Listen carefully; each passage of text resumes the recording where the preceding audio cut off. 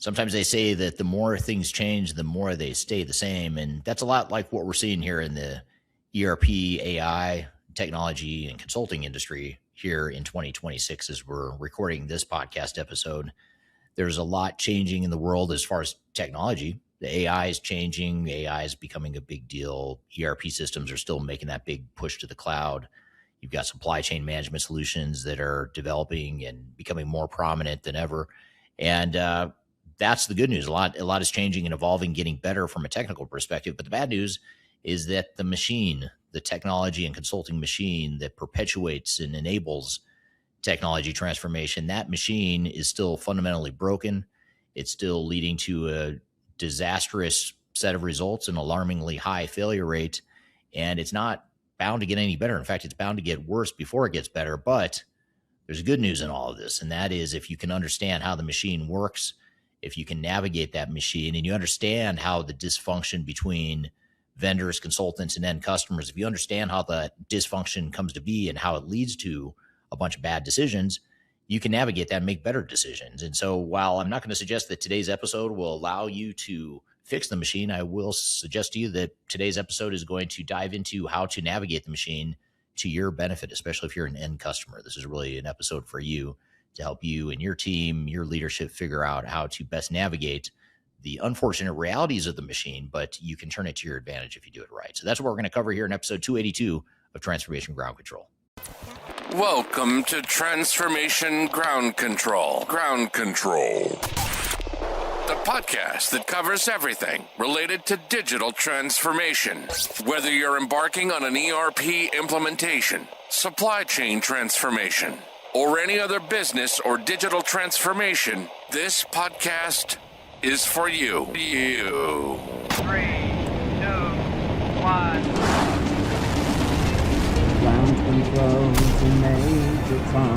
Welcome to Transformation Ground Control, episode number 282. I'm excited for today's episode. My name is Eric Kimberling. I'm the CEO of Third Stage Consulting and your host here today. I'm really excited to get into today's topic. A lot of what I'm going to talk about here today is focused on what I talk about in my new book. It's called Welcome to the Machine. And in this book that you can get via Amazon, it ships to you anywhere in the world. You can also get it electronically if you'd prefer, but you can also get it hardcover and paperback. But in that book, I tell a lot of stories about what's broken with this industry and with this machine. And not because I just wanted a soapbox to complain about, but because I wanted to give end customers and even vendors and consultants an inside understanding of how all the dysfunctions and problems in this industry lead to customer failure. The customers are the ones that are paying the price for the dysfunctions of this machine. The vendors and consultants are largely benefiting from the dysfunctions of this machine. And that's really what I want to dive into here today. Now, before we dig into it, there's a couple things I'm gonna get to in here in just a moment. I'm gonna get into some interesting news from Starbucks and how they're shifting their technology spend in a really interesting way. And I think it might be a foreshadowing of what a broader trend might be in the industry. So stick around for that. I'm gonna get to that in just a moment. I'm also gonna get into a really interesting settlement agreement that SAP has reached with the European Union, the European Commission within the European Union. And even if you're not in the EU, this is huge. I think it's a huge settlement. I think it's very good for customers. You're not going to want to miss it. Even if you're not an SAP customer, I think it sets the tone for what ERP customers can and should demand and expect from their vendors. But we're going to get to that here in just a moment. But today's episode in general, what I want to talk about is the conflicts of interest in the technology industry. And I've been talking about this for a long time. I've always struggled with it. I've always had somewhat of a ethical, moral, existential dilemma or conflict that I felt about this industry. On one hand, I love my job. I love being a consultant. I love helping customers and clients. But on the other hand, I just cannot stand some of the dysfunctions in this industry. And so I'm excited for today's episode because I think that I'm finally getting to a point in my career where I can understand it and accept it for what it is and not be angry about it and not be frustrated by it, but instead look at it for what it is and just accept it as reality and help clients in a way that I think will help make things better. And I also think that by more consultants and vendors hearing about this unintentional dysfunction that exists in our industry, I think that there's an opportunity here for you listening here today. If you're a vendor or consultant, there's an opportunity for you to understand what the implications are to your end customers and understand how you might be better, how we can all step up and provide better solutions and outcomes to our customers. So for years now, though, I've been the guy warning about conflicts of interest in the tech industry, and I get a lot of heat for it. A lot of times people will give me a little grief about being too negative at times. I got it a lot more earlier in my career. I don't get it as much lately. I don't know if it's because people are just used to it and they know that I'm going to complain either way, or if they perhaps there's more people that recognize it for what it is. But either way, there is something shifting in the industry, and I think this industry is going to be okay longer term. It might take some more pain. It might take some more regulation to get it to be okay, but I think eventually it will be. And I think this industry could be a force for good rather than a force for destruction, which I would argue it is too often in today's day and age. It's too disruptive. It's too destructive.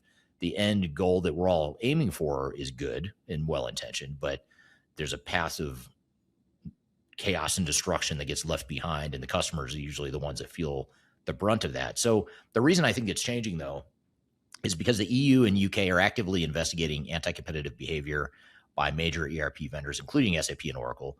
They're looking at whether their practices are actually harming customers. They're looking at potential anti-competitive behavior, which, I'm not a big fan of government regulation. I know the EU can get overzealous at times in their regulatory approaches and their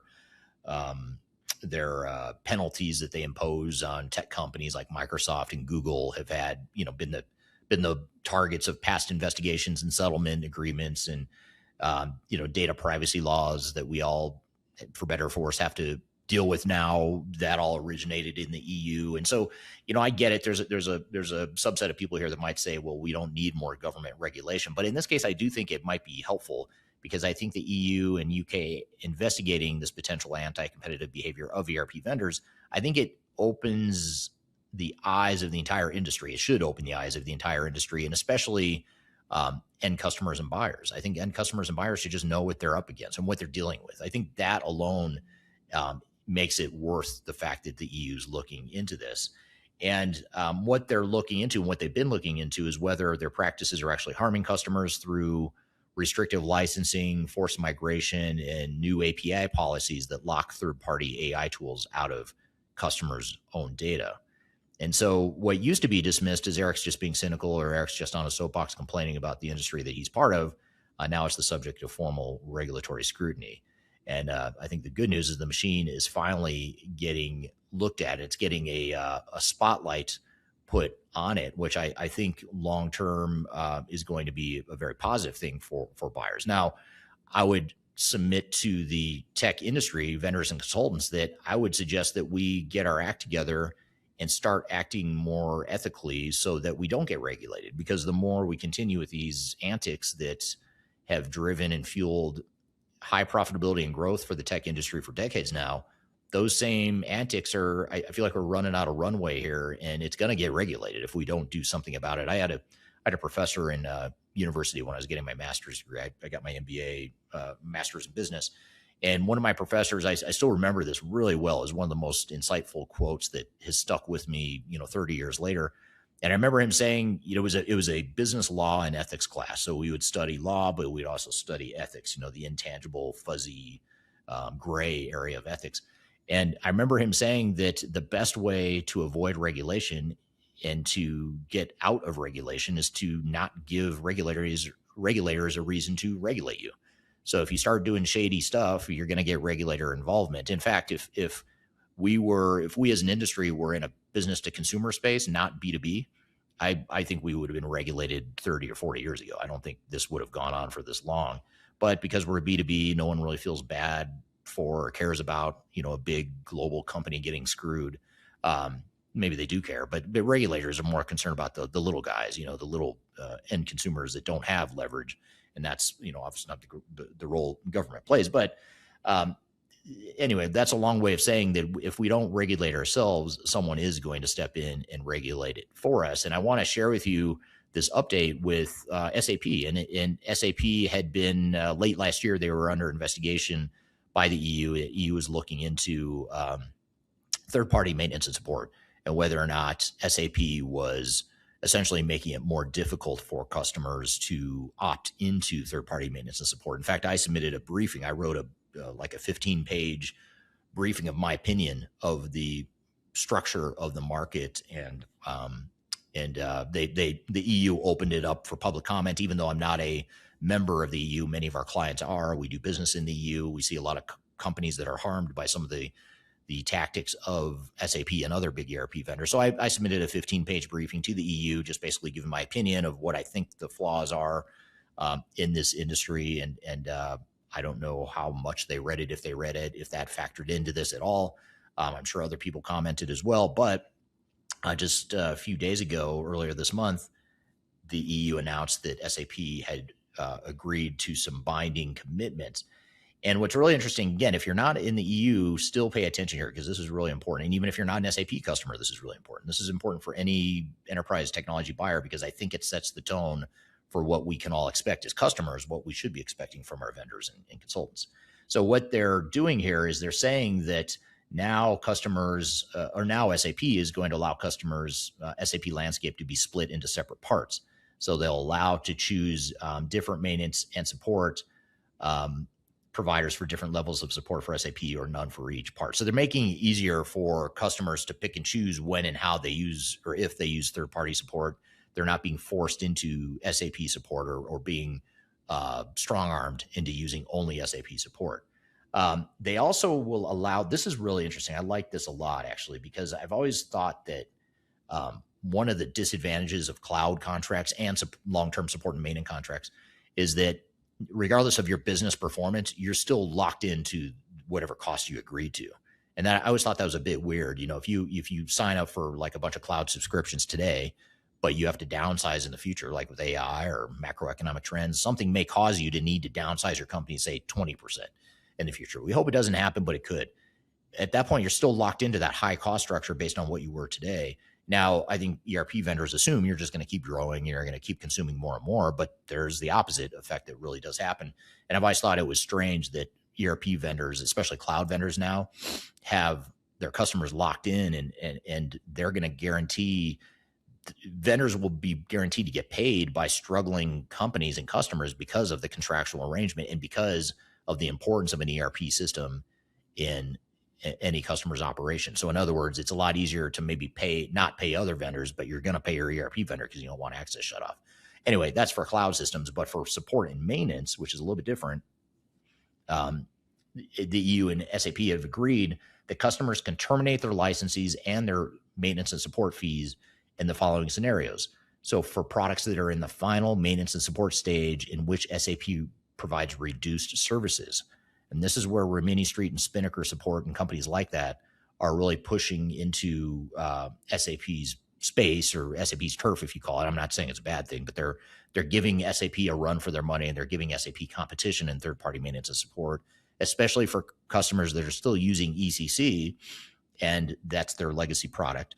That legacy product is going to be it's going to have declining support between 2027 and 2030 to where eventually they'll have no support available from SAP.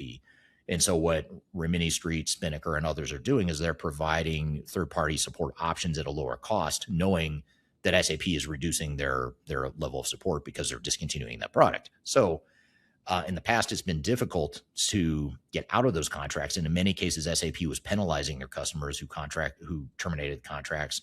If they decide to come back to SAP for support and maintenance in the future, they were back charging those customers that had gone to third-party support. They back charged what they would have paid SAP, which is completely bizarre to me, but that's just, I guess, the way SAP works sometimes. So the good news is now they've agreed to stop doing that, at least in the EU. But again, even if you're not in the EU, I would just look to this and say, this is what I expect too. I don't care that your settlement is only binding in the EU. I want that same thing.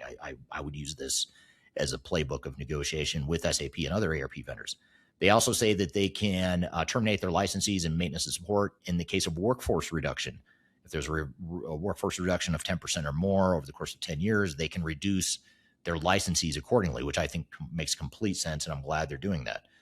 They also can cancel in the case of insolvency or bankruptcy, which that's huge too. Why would your ERP vendor have priority over other creditors and other suppliers you work with? And the reality is they probably shouldn't, but they do because they have such leverage and such a stronghold on your operations, and it's hard not to pay them because they can shut off your access to your entire operations. They also have a carve out here. This last point is they have a carve out for divestitures. So if a company sells part of their business, the customers will be able to transfer the licenses to the buyer. They can transfer part of the license to the buyer and terminate the remainder, or terminate all of the licenses if the buyer doesn't need SAP software. So that's huge. And then there's a lot of M&A activity, a lot of private equity and M&A acquisitive companies will acquire companies and then get stuck and saddled with these big bloated contracts with SAP or your ERP vendor. So this gives them a way out. So I think those are the major points. And like I said, this all started in 2025, in September 2025. They started this investigation, and usually when the EU starts an investigation, they're trying to get some sort of concession from the provider so they don't have to go to court and all that stuff. So good news, SAP doesn't have to go to court. SAP's customers, I think, are the big winners here. I think it's pretty cool that they're doing this, and I think it's a good thing. But I'd love to hear your thoughts. Do you think this will change things for SAP customers? Do you think this makes things better? Do you think this will help non-SAP customers outside the EU and SAP customers outside the EU as well? I would love to hear if you think this is a good thing or what your thoughts are in general. Another thing I want to talk about here today before we dive into stories from the machine, and these essentially are stories from the machine that we're getting to here, but this is really interesting. I think this is a sign of things to come in the enterprise tech space, and that is something that Starbucks just announced a few days ago. They essentially said that they are going to, I'll just read you the summary here. They're disrupting the enterprise software market by developing their own AI-assisted tools to replace Microsoft and IBM systems, aiming to cut its $400 million annual software spend. This move is driven by AI-assisted development, making in-house solutions more viable. It caused software stocks to dip, signal the shift in the long-held build versus buy paradigm for large corporations. The strategy emphasizes fixing underlying business processes before applying AI, a lesson learned from past failures. The author of this article recommends business leaders do 4 things. Consider building internal AI tools, watch the new services economy emerge around process redesign, and ensure data ownership remains a business. And this signals a focus on diligent process work. So essentially what this is doing, and what they're doing is they're saying we're not going to overinvest in commercial off-the-shelf software from these big vendors like Microsoft and IBM. Instead, we're going to develop more of this ourselves. Now, this comes on the heels of a Starbucks having a pretty significant AI failure where they actually just pulled the plug on an AI rollout in North America across 11,000 stores. They had an AI inventory management tool that was supposed to count inventory for store clerks within each of the Starbucks. It failed miserably. It couldn't keep track of inventory. It mislabeled stuff. It was just a disaster. And so they totally pulled the plug after spending however much money on it. Now that happens. Now part 2 of that is now they're saying, hey, we're actually going to just start building our own tools. And I don't know, I can't remember the vendor that created that AI tool for them that failed, but I imagine that probably partially played into this, saying, hey, look, these third-party vendors aren't giving us what we need. We're spending a ton of money. $400 million on IT is a ton of money, even for a company the size of Starbucks. And they are struggling as a company. I think they're struggling to find their footing of growth and reigniting their growth. So $400 million to them is actually a really big deal because they are struggling to continue that growth they've had over the years. So makes a lot of sense. And the fact that you can build your own stuff in-house and do it a lot easier and faster and cheaper than you could in the past. And the fact that more of these big vendors are moving to more vanilla, homogeneous sorts of solutions that are highly scalable for them, for the vendors in a SaaS or cloud environment. I think that's obsolete. I don't think that model is going to last. And I think Starbucks is firing a warning shot to the industry, which I stole that from the headline. It's not like that was my term to fire a warning shot. That was from the headline of this article, but they are firing a warning shot. And I see it the same way, that they're saying, hey, look, we don't need to be spending this much money with you for these alleged best practice off-the-shelf systems when we can build our own, something that's unique to us. And by the way, it's our own IP. They don't talk in this article about intellectual property, but I've been talking a lot about this lately, about how intellectual property, competitive advantage, those are all things that companies don't focus enough on, and they don't realize how much they're unknowingly giving up those competitive advantages and intellectual properties by going to these vanilla cloud systems. And what I see Starbucks doing is saying, we are going to take back some of that control. And I think this is a very healthy move, and I think that's where the rest of the industry is going to go. But I'd love to hear from you. What do you think? This whole build versus buy debate is a big one. It's controversial. Very strong opinions out there. I'm sure many of you have strong opinions, so I'd love to hear your thoughts. What do you think about this build versus buy thing that Starbucks is navigating? Do you think that's a trend of things to come? Is it a blip? Is it a exception to the norm? Do you think more companies will start to build versus buy? And also, do you think that more companies might look at more of a hybrid model? Maybe there's some stuff that remains more vanilla in the cloud. There might be some stuff that becomes more custom, more custom developed type stuff. So love to hear your feedback on that. But we're going to dive into our conversation here in just a moment, which the real conversation I want to get to here today is about the machine and stories from inside the machine. And I want to share with you some of the stories from my book. And again, my book is called Welcome to the Machine. I'm going to share some of the stories from in here. I'm going to take audience stories as well. I want to hear your questions and some of the stories you've experienced. And really the whole purpose of today's conversation is going to be to understand how this machine was built and how it creates systemic breakdowns and failure points for customers.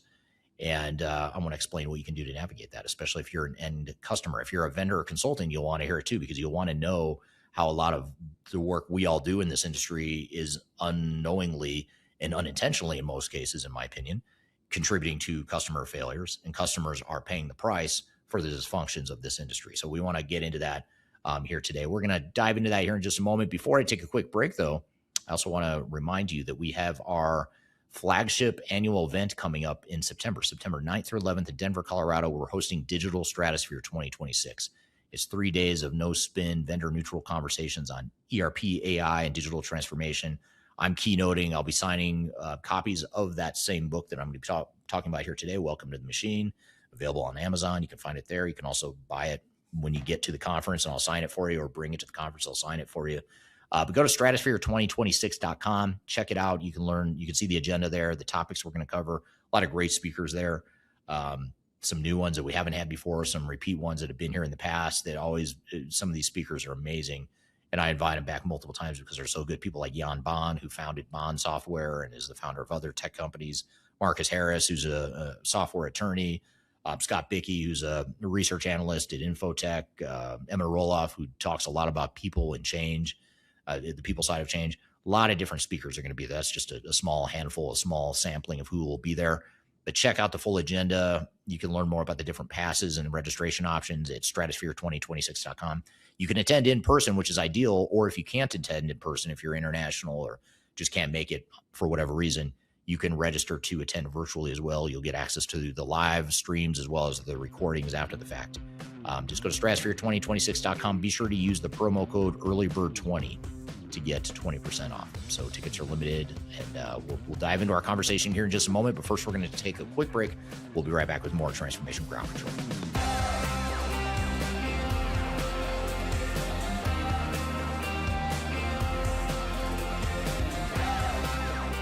I'm Greg Benton. I'm the Chief Strategy Officer with Third Stage Consulting. And if you are embarking on your digital transformation journey or in the middle of that journey in 2026, you're going to want to see our digital transformation report. This latest edition really dives into a lot of the key trends that we're seeing in the marketplace and the ecosystem right now. It also highlights a number of the things that are happening with AI being an important component and integral part of the ERP systems that are leading the way right now. Also, the shift toward composable and best-of-breed cloud solutions is really accelerating the decline of monolithic ERP replacement. The opportunity to download the report is found at thirdstage-consulting.com. And you'll also find other tools that will help you in the initiatives and the business planning that you're doing for 2026. Don't leave phase zero without it. Reach out today. I want to encourage you to read our Guide to Organizational Change Management. It's a free report or free guide that we published. It's one that I actually wrote that talks about best practices and lessons learned as it relates to change management. So as you know, on this podcast, we cover a lot of stuff related to the human sides of change, organizational change management, including training, communications, org design, all kinds of stuff as it relates to change management. So if you're trying to learn more about change management, or you're looking for more direction and ideas on how to get started on your change management strategy and your overall journey, be sure to check out this guide. You can read it by scanning the QR code on the screen in front of you, or in the links below for this particular podcast episode. You can find a link to take you to the page that'll allow you to register to go ahead and download that and read it for free. So be sure to check it out. It's the Guide to Organizational Change Management, written by yours truly. I hope you enjoy it. Let me know what you think, and hope you enjoy the rest of this episode. Here comes all those fantasies, taking me to my room. Hello, welcome back to Transformation Ground Control, episode number 282. My name's Eric Kimberling. You can find new episodes of this show every Wednesday at transformationgroundcontrol.com. And this is the podcast that covers everything that's tech agnostic related to people, process, technology, strategy, everything you need to know to make your digital transformation successful. And excited for today's episode. We're going to talk about the machine, stories from the machine. I'm going to share with you some of the stories I talk about in my new book called Welcome to the Machine. You can order it on Amazon.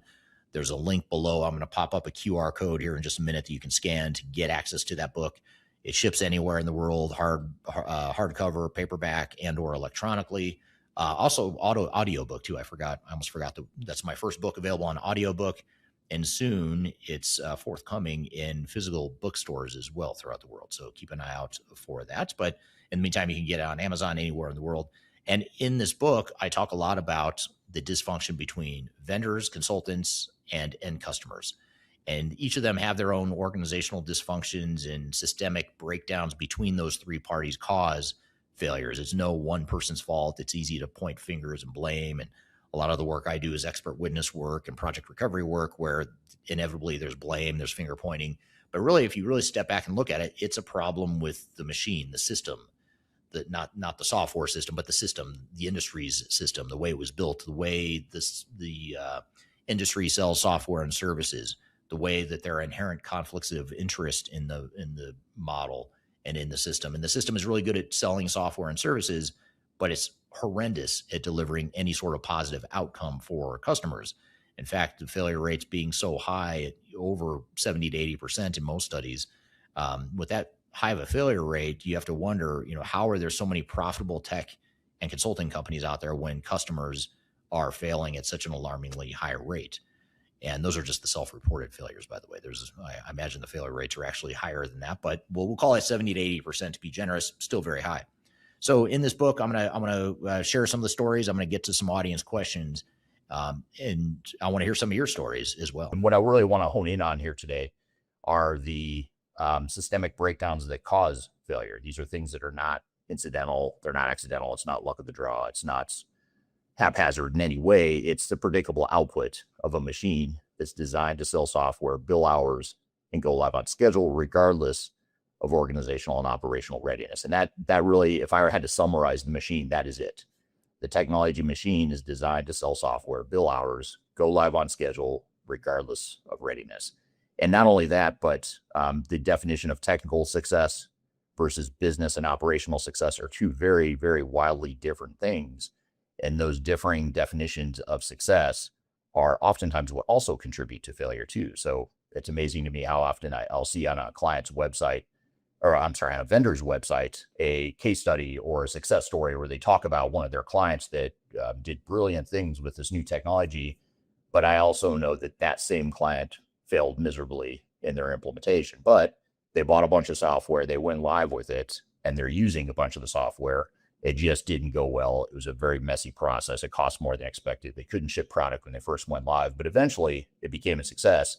And a lot of times vendors will use those as success stories, but they don't tell you all the failure that happened along the way and all the pain that went with that. So, and if you look at the failure rates of ERP implementations, it's hovered anywhere from, it depends on what study you look at, but it's anywhere from 70 to 80% plus over the last 30 years. It really hasn't budged. I see it actually increasing with AI, the use of AI. I think that's actually increasing failure rates because it's AI is adding a sense of chaos or lack of structure, if you will, to a lot of these projects that already are lacking enough structure. They don't need another tool or another way to make things even more complicated, but yet that's what AI is doing. And that is causing a lot of trouble with companies that are trying to implement AI. And in fact, if you just look at two recent examples, are Starbucks and Ford. two very big American companies that have failed miserably in their AI efforts. Starbucks pulled the plug completely on their AI efforts because it just wasn't working as far as inventory management and helping them manage individual stores. And then Ford actually had to hire back 350 engineers that they had laid off as a result of a quality AI tool that they thought would replace those engineers. They hired back the engineers to come fix all the problems that AI caused. So two just anecdotal case studies, but I think that's indicative and reflective of what's happening in the marketplace right now. New technology, we're all excited about it. We're blinded by this cool technology, and yet we're still failing over and over again a majority of the time. So that's what we're going to talk about. Is that what I want to talk about today is how every failure has a story behind it. There's usually a victim, a villain, and a lesson. But the twist is that the villain is usually the system itself, not the system and the software, but the overall system of technology, the technology industry. That is the villain. It's not any one person. And it, when I say the technology industry is the villain, I don't mean that it's a bunch of bad people that are trying to screw their clients or make them less successful. But what I am saying is that it's not built for customer success. This industry was built for everything but customer success. If you look at who's successful in these projects, there are certain parties that are guaranteed success in every single digital transformation, and that is software vendor, system integrator, and consultants. They will always come out ahead. The customer, 80% or more of the time, comes out harmed. The projects fail, they can't ship product, can't close the books. A lot of times the technologists and the vendors are long gone, and they think they've declared victory. They've gone on to the next project, but they haven't stayed behind to see the mess that has been left behind. And so that's the real disconnect, is a lot of times vendors and technologists and consultants don't even realize what a disaster they've left behind because they're gone. They're not there living with the results. They'll go off telling their next client how great things were and what an awesome job they did, but yet that same client that they're citing as a victory oftentimes is anything but that. So I've spent my entire my entire career inside of the machine, for better or for worse. I'm not sure if that's a good thing or not. Sometimes I think, sometimes I'm very happy about that. Sometimes I wonder why the hell I'm in this industry, but I do enjoy it. And the book that I mentioned here, Welcome to the Machine, QR code's right above you here. You can find that on Amazon. That book I wrote to sort of expose the machine and explain how it works, not to suggest that we can change it, because we can't change it anytime soon, certainly not overnight. But if we understand how the machine works, there are ways that we can overcome that. So if you don't mind just dropping in the chat any questions or stories you have, I'd love to share your stories as well. Also, just let me know where you're joining from today. I know several of you already told me my audio was screwed up and I was on mute. So if you don't mind, also let me know what city and country you're joining from today. I always love to hear where you're joining from. Same with you over here on TikTok, which I'm watching here on my phone. Just let me know where you're joining from. Love to hear where you're all at here today. So let's jump into it then. I'm going to share a couple of my own stories here. These are just, like I said, anecdotal stories that I think reflect what's wrong with the machine. And one of my favorite stories to tell is one of my first projects. It was actually my very first project at PwC. And I was just out of grad school. I just finished my MBA. I had a little bit of experience. I had been an intern, an operations and supply chain improvement intern as part of an Oracle implementation for about 2 years prior to joining PwC. As while I was getting my MBA, I did this internship, which is actually a very good internship as a manufacturing company, and learned a ton from it. The CIO had gone to the same university as me, and so he wanted to hire an intern from that school to do some supply chain improvement, and he hired me to do it. So it was really cool because I got to learn a lot about manufacturing, supply chain management. I also learned about ERP technology and how consultants work, and I worked side by side with a lot of those consultants. So at a very young age, I was part of the machine, unknowingly and unwillingly in some ways. But the first real moment of concern I had in my career was this first project I had where, and I talk about this extensively in the book. I talk about it in a lot more detail, this and some of the other stories I'll share with you today. But in this project, we were hired. I don't remember the exact fees that were paid by the client, but it was somewhere between $1 and $1.5 million in US dollars for an objective ERP evaluation. And so it was a Fortune 500 company. They came to us and said, hey, we've got all these manual processes and inefficiencies, and our technology is outdated. We want to upgrade it. It's the same kind of story you hear today. It's nothing new, nothing unique about the problem statement. But what was unique was they hired our team to come in and do an assessment, and we knew from day one that the recommendation was going to be SAP. And this was shocking to me. It actually completely shocked me. It didn't make any sense to me. It still doesn't make sense to me. I mean, it does make sense to me now, but it doesn't make sense to me that more clients and buyers aren't aware of this. But when I went into that first project, I remember asking the question of like, well, what technologies are we going to look at? You know, because I was thinking Bond was a big deal at the time. Oracle was emerging as a pretty viable solution. JD Edwards was a big deal back then. This is in the late 90s, just to give you some context. So the ERP landscape looked a little bit different than now, but still wondered, you know, what kind of systems are we going to look at? And I remember the looks on the faces of this more senior team when I asked the question, like, you know, what kind of dumb question is this kid asking? Why is he asking what systems are we looking at? Of course, we're here to recommend SAP, and that's what I was told. Is SAP is the recommendation. We have to justify and validate SAP. And so we spent probably, I think it was about 6 months doing a complete assessment. And of course, our recommendation was SAP. The client went on to implement SAP. But the bias, you know, I think that taught me at a early age and an early point in my career, the bias is engineered into the process before you see a demo. And the reason that we were so biased for SAP was twofold. One is because we made money from SAP whenever we would recommend and sell SAP, but also we had a huge bench. You know, we worked side by side with the SAP practice based out of Denver, or at least the practice at the time out of Denver had a very large SAP practice. And so our job, we were different from that practice, but our job was to go in and recommend SAP and then pass that work off to the SAP practice, who would then come in with their army of SAP consultants to come in and do the implementation. So that's, I mean, it makes sense, but it doesn't make sense all at the same time, if you see what I mean. So the economic self-interest was so powerful that it didn't really matter. I hate to say it, it didn't matter what the customer needs were. It didn't matter if SAP was the right fit or not. That's what we were going to recommend.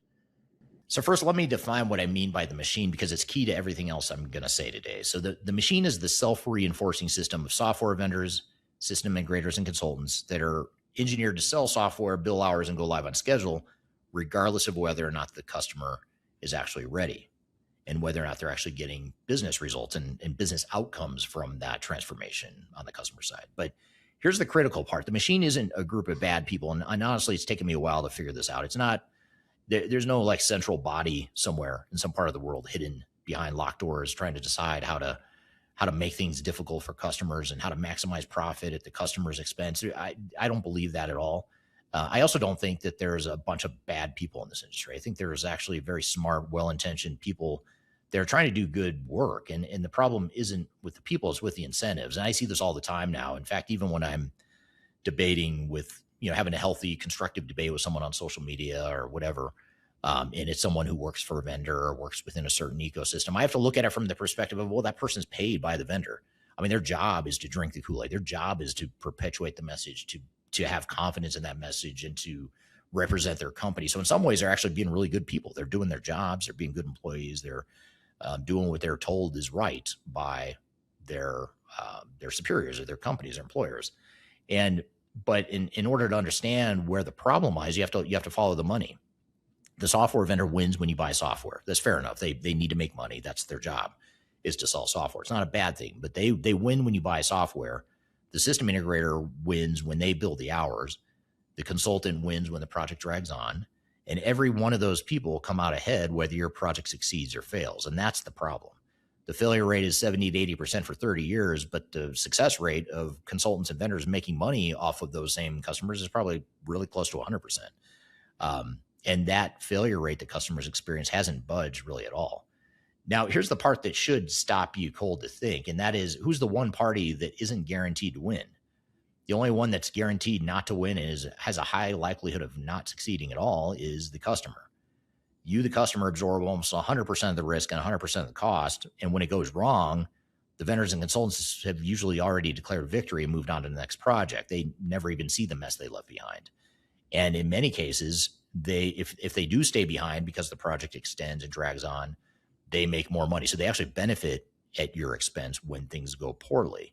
So it's a very bizarre incentive structure. Again, I don't think it was designed with the intent of leaving customers in the dust, but unintentionally, that is the end result you're left with, because customers have their own blind spots and dysfunctions, and this machine in some ways forces or overpowers customers and their dysfunctions, and that is the machine. You can't opt out of it, but once you understand how it works, you can navigate it, and that's what the rest of this episode and my entire book, Welcome to the Machine, is all about. There was such blatant and inherent bias in the process that it was, in my opinion, impossible to give the customers what they really want and what they really needed.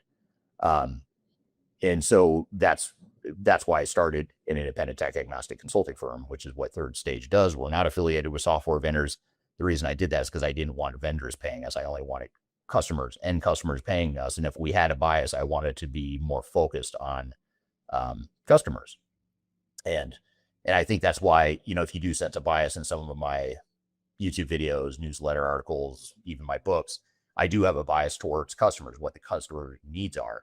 And some will say, well, you're too focused on the customer. You're not focusing enough on the vendors and what they can provide. I get it. I know the vendors can provide tons of capabilities way beyond what any customer can ingest. But the problem is most of the time, software vendors are not focused on customer outcomes. And this is my opinion. I love to hear if someone disagrees with me, thinks otherwise. I love to hear your feedback, because I know a lot of people do not agree with me when I say that. But I do think this industry is built on self-serving loyalty to software vendor. And if there's a conflict of interest, which there is, usually the vendor wins out, because the vendor is the one that has the longer term impact on a consultancy or on a system integrator, on an industry analyst. So any one customer, yes, they're important to a consultancy, but not nearly as important to the hand that feeds. And the hand that feeds, in most cases, is a software vendor. In some cases, it's multiple software vendors. So that's one story I had, and I'd love to hear from those of you that have been consultants in your career, if you have had any similar experiences. But I want to turn to the audience real quickly and say hello to some people that are joining here and commenting where they're from. Hamad on LinkedIn's joining from Saudi Arabia. Thank you for being here. Oscar joining from Montreal, Canada on LinkedIn. Thanks for being here. Christopher on LinkedIn says he actually just published a few articles on the same subject, how the enterprise data industry has fallen victim to path of dependency, as the economists call it. That sounds very interesting, actually, because I think there is, the more time I spend in this industry, the more I realize that these digital transformation failures are way more organizational psychology and organizational dysfunction than it is any one person. When I used to talk about failures, I used to focus a lot on, well, whose fault is it? Okay, it's the vendor's fault, or it's the consultant's fault. Maybe it's the client's fault. And what you realize is that all three parties have a role to play in success or failure, but the dysfunctions of each of those parties individually, and especially when you put the dysfunctions of those three parties together, it creates a machine of failure. It sells a ton of software. And again, the vendors and the consultants come out ahead. They're very profitable. They grow. They will succeed no matter what happens to your project. When I say you, I mean you, the end customer. And customers are the one that absorb almost 100% of the risk, and certainly the cost as well. So that's what I think is a big problem with the industry. And I'd love to read your articles, Christopher, because I do agree with you. It doesn't apply just to ERP or enterprise technology. It applies to data. It applies to AI. You could be talking about supply chain management solution, HCM, whatever it is. The machine has been built the same way across different ecosystems. And the reason that is because it works so well. It works really well. I mean, it sells software. And if I'm a vendor, that's probably, if I were going to start a vendor tomorrow, that's probably how I would build my vendor software companies. I would probably get a bunch of consultants in my hip pocket that I'm paying commissions to, and I'm going to create this army of people that are drinking the Kool-Aid, pushing my product, and have this loyalty to me and my product. That's what I would do if I was a vendor. I'm not a vendor. I'm representing clients' interest. And those two things, that conflict of interest is a big deal. No one seems to want to talk about it in this industry. I get a lot of heat for mentioning that word, conflict of interest, but it is something you have to look at. And I think regulators are starting to look at it too. You look at the EU and what's happening in the UK.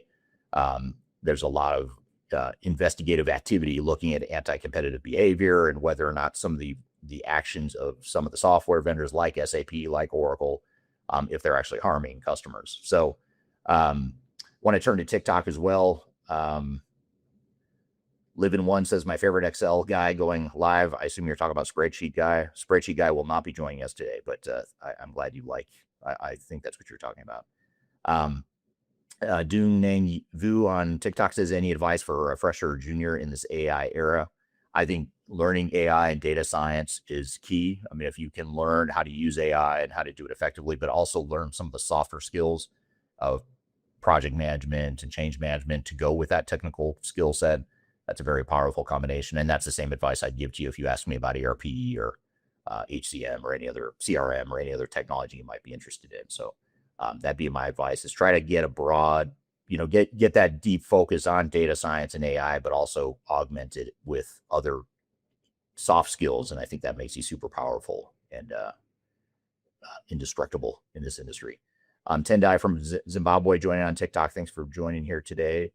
Tendai, thank you for the heart me. Thanks for sending me the heart me on TikTok as well. And a lot of you joining here on TikTok. So thanks for being here. If you have any questions or any stories you want to tell, I'd love to hear your feedback on it. Dr. Robinson, the one that notified me that my audio is not working and that I made a terrible rookie mistake at the beginning of this podcast. He's joining us from LinkedIn. And then Third Stage asked, what's the biggest transformation mistake you've watched unfold?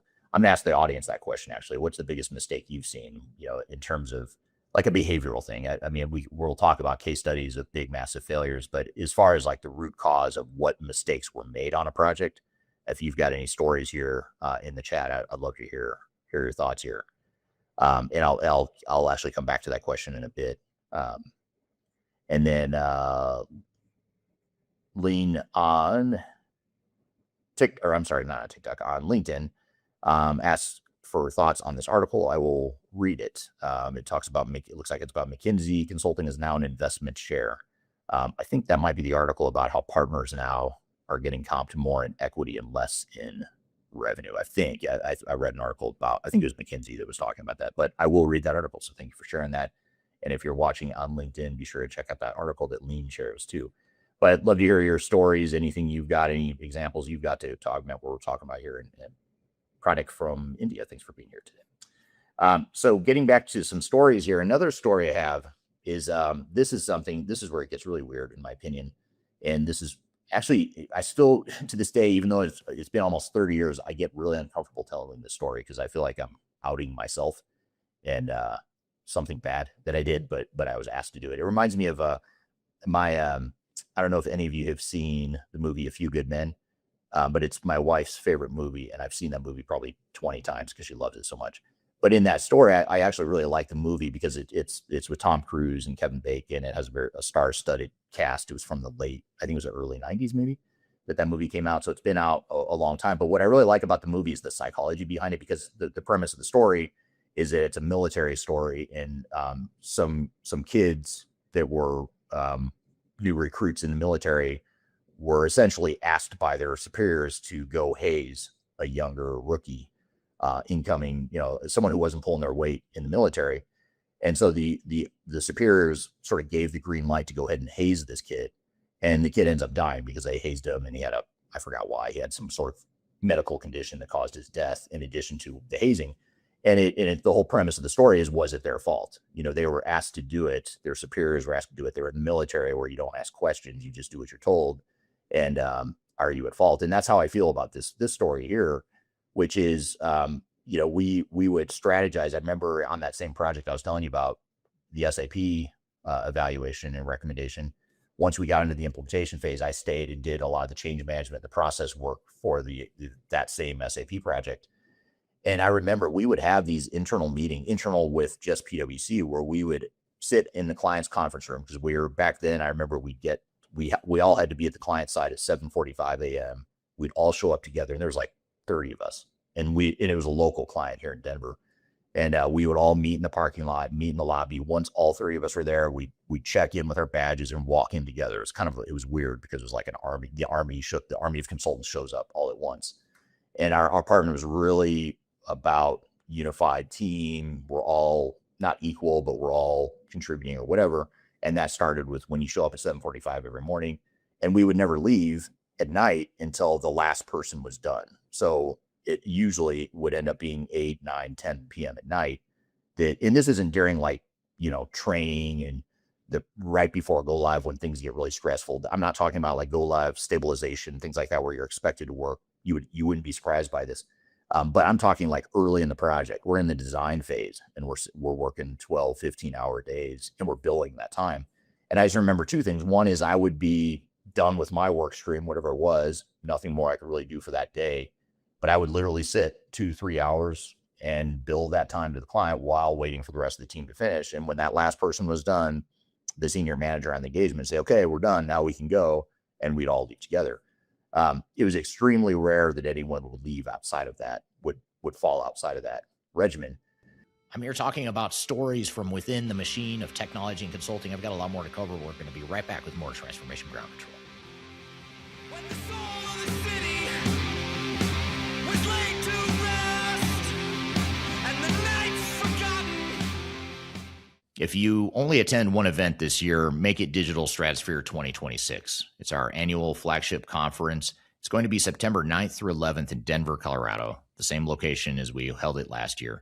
It's 3 days where digital leaders, ERP practitioners, and transformation experts come together for no-spin, vendor-neutral conversations on ERP, AI, and digital transformation. There's no marketing fluff. There's no pay-to-play sponsorships, just real practitioners sharing real lessons. Go to thirdstage-consulting.com/stratosphere to learn more and register. Tickets are limited, and these always sell out, and I'd love to see you there. Are you looking for ways to promote your product or service to enterprise technology decision makers and influencers throughout the world, like the ones who listen to this podcast? Major Tom Productions creates media, events, and influencer marketing for B2B technology providers. Our productions are exciting, educational, disruptive, and effective. Most importantly, they create results. Our content is unlike any other in this industry, engaging, influential, and trusted by technology buyers and influencers throughout the world. Each month, our productions reach hundreds of thousands of targeted buyers and decision makers who trust and engage with our honest and tech-agnostic content. With long-tail viral results and engagement with our content, Major Tom Productions provides a way to reach your target market and create awareness, calls to action, and a connection with potential customers. So collaborate with us today. Learn how we can feature your product or service on podcasts such as Transformation Ground Control, Journey to S4HANA, and Journey to Dynamics 365. We can also feature your brand on our YouTube channel called Digital Transformation with Eric Kimberling, which boasts over 100,000 subscribers and over 2 million video views per year. You can also participate in our in-person events, including our Digital Stratosphere Conference. Contact us today to learn more. We can tailor a marketing campaign that works for you. We look forward to helping more people learn more about and become engaged with your brand.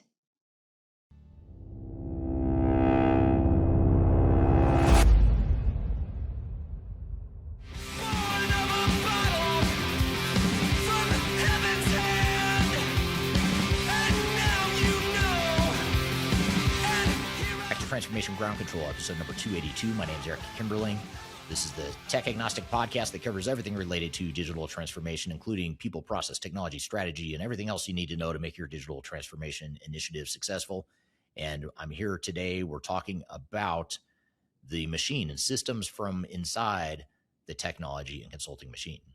That's not the real story, though. The real story behind this is when we would have these meetings in the client conference room.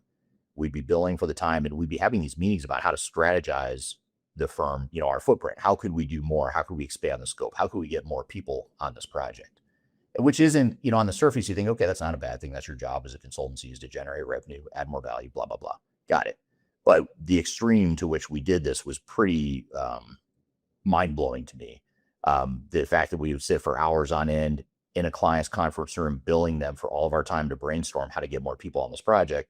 And then when we did find a way to introduce someone, like when I got introduced to the project, I probably had a small handful of hours of work to do per week. I was giving such a narrow piece of work to start, which made sense because I was new. So I don't think the consultancy and the team certainly didn't know who I was, and they didn't trust me enough at that point to give me a ton of work. But They give me a small handful of hours a week, but I was expected to bill at least 60 hours a week on this project. And I was probably at the beginning adding, 5, 6, 7 hours of value a week, but I was billing 10 times that. And it never felt right. I knew what my rate was. I knew the value I was adding, and it just felt I had that imposter syndrome for sure.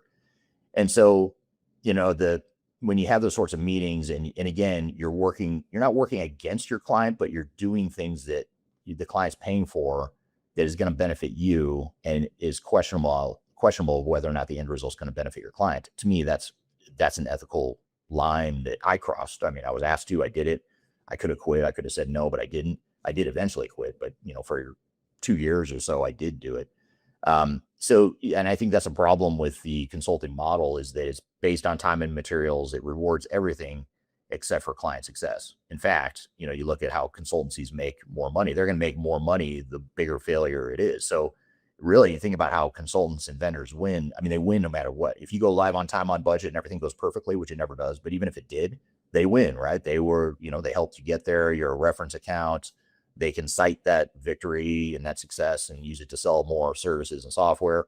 And if you happen to double the budget, or, they need to hire you back or keep you around to fix the mess that you created, you still benefit. And that's a problem. The fact that you're actually you're perversely incentivized to actually harm the client. And I never came across anyone in my career, just to be clear, I don't think I've ever come across anyone who blatantly thought to themselves or said out loud, let's screw this up for the client so we can make more money. I don't think that's where people are coming from. But the fact that the consequences are pretty slim. In fact, you're actually benefiting financially in the short term, at least. Now, long term, yes, it's going to harm you because now you've got credibility issues and your reputation's at stake. But in the short term, you're making a lot more money if your client fails. And to me, that's a pretty broken system. And so to me, that was a big problem too. So that was early in my career. I became jaded very young. It caused me to want to jump to other consultancies. But then I realized this isn't just a PwC problem. It's not just a Big Four problem. It's not just a consulting a big consultancy problem. It's how a lot of consultancies work. Even some of the smaller ones that I worked for and with were in similar situations. Craig on LinkedIn, joining from Hereford, UK. Thanks for joining. It has been a while indeed. It's a blast from the past. Where have you been? I must not be doing the right topics if you haven't been joining in a while, James. You've got to tell me what topics are going to draw you back in more often. But good to see you again. Kidding aside. Shine from Joburg, South Africa on LinkedIn. Thank you for being here. Marcelo from Miami, thank you for being here. And then Marcelo has a good point here. And they have all the insights about how your internal politics work. And that's true. When you're working with these big four consultancies are masters of political navigating, political maneuvering, politicking, playing the internal politics. I mean, they are really good at it. In fact, I hate to say it, I learned a lot. I mean, for better or for worse, some good habits, some bad habits from the Big Four, and from PwC in particular. I mean, we were trained on how to navigate those politics. And again, not in a way that would say, hey, let's navigate the politics to help make this client more successful. But it was always, let's navigate the politics to expand our scope, to get more revenue. And again, there's a fine line here between doing your job to generate revenue. And, it's a capitalist world we live in. That was my job to some degree, was to generate revenue for the consultancy. But the extreme to which we took it, with the lack of accountability and the lack of consequences, that's the part I think is really broken with this machine, this technology machine. And until the model changes, which I don't think it will anytime soon, I hate to say, until that model changes, you've got to figure out, how am I going to navigate and take control of this? Because if you let it happen, if you just let that happen, like at this client I'm telling you about, these first two stories, the client did not ask questions. They didn't ask, like, who is this kid, Eric, just out of college, has no idea what he's doing. He has a couple of years of, intern experience. Okay, great. But he's billing X amount of dollars per hour, billing 60 hours a week to do what? I mean, no one ever asked that question. I was sure someone would. I mean, I was like, I'm going to get called out. I mean, this is only going to last, the jig is going to run out in a week or two. But, months go by, years go by. And eventually I think I was adding real value. I mean, by the end of the project, I was actually working 60 hours a week. And so it maybe became a non-issue, but it took months. And, even then, even at my peak on that project, you could question, was I worth what I was billing? I don't know. I wouldn't feel comfortable if Third Stage was billing a client like that, with that level of value and that price tag. And we don't do that. And that in some ways, I wonder if I could grow third stage even faster than we have if I would do that, but I'm not going to do it. I don't want to be part of that part of the machine again. Now, here's something that took me years inside the industry to fully understand, and that is your consultants' incentives are upside down.